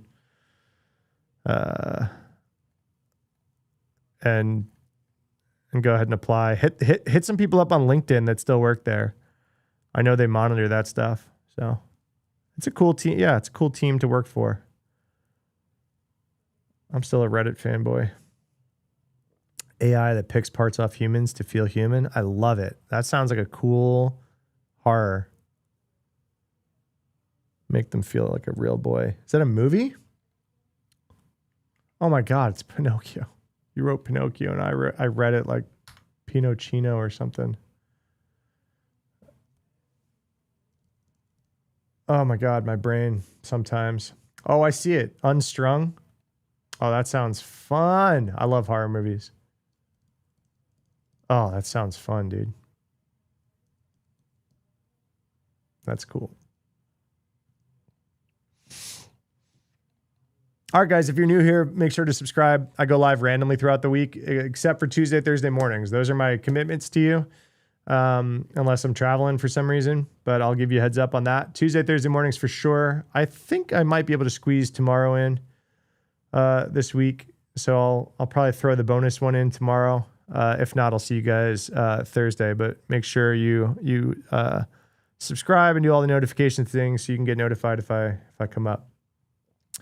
Thanks for hanging out, and I'll see you next time.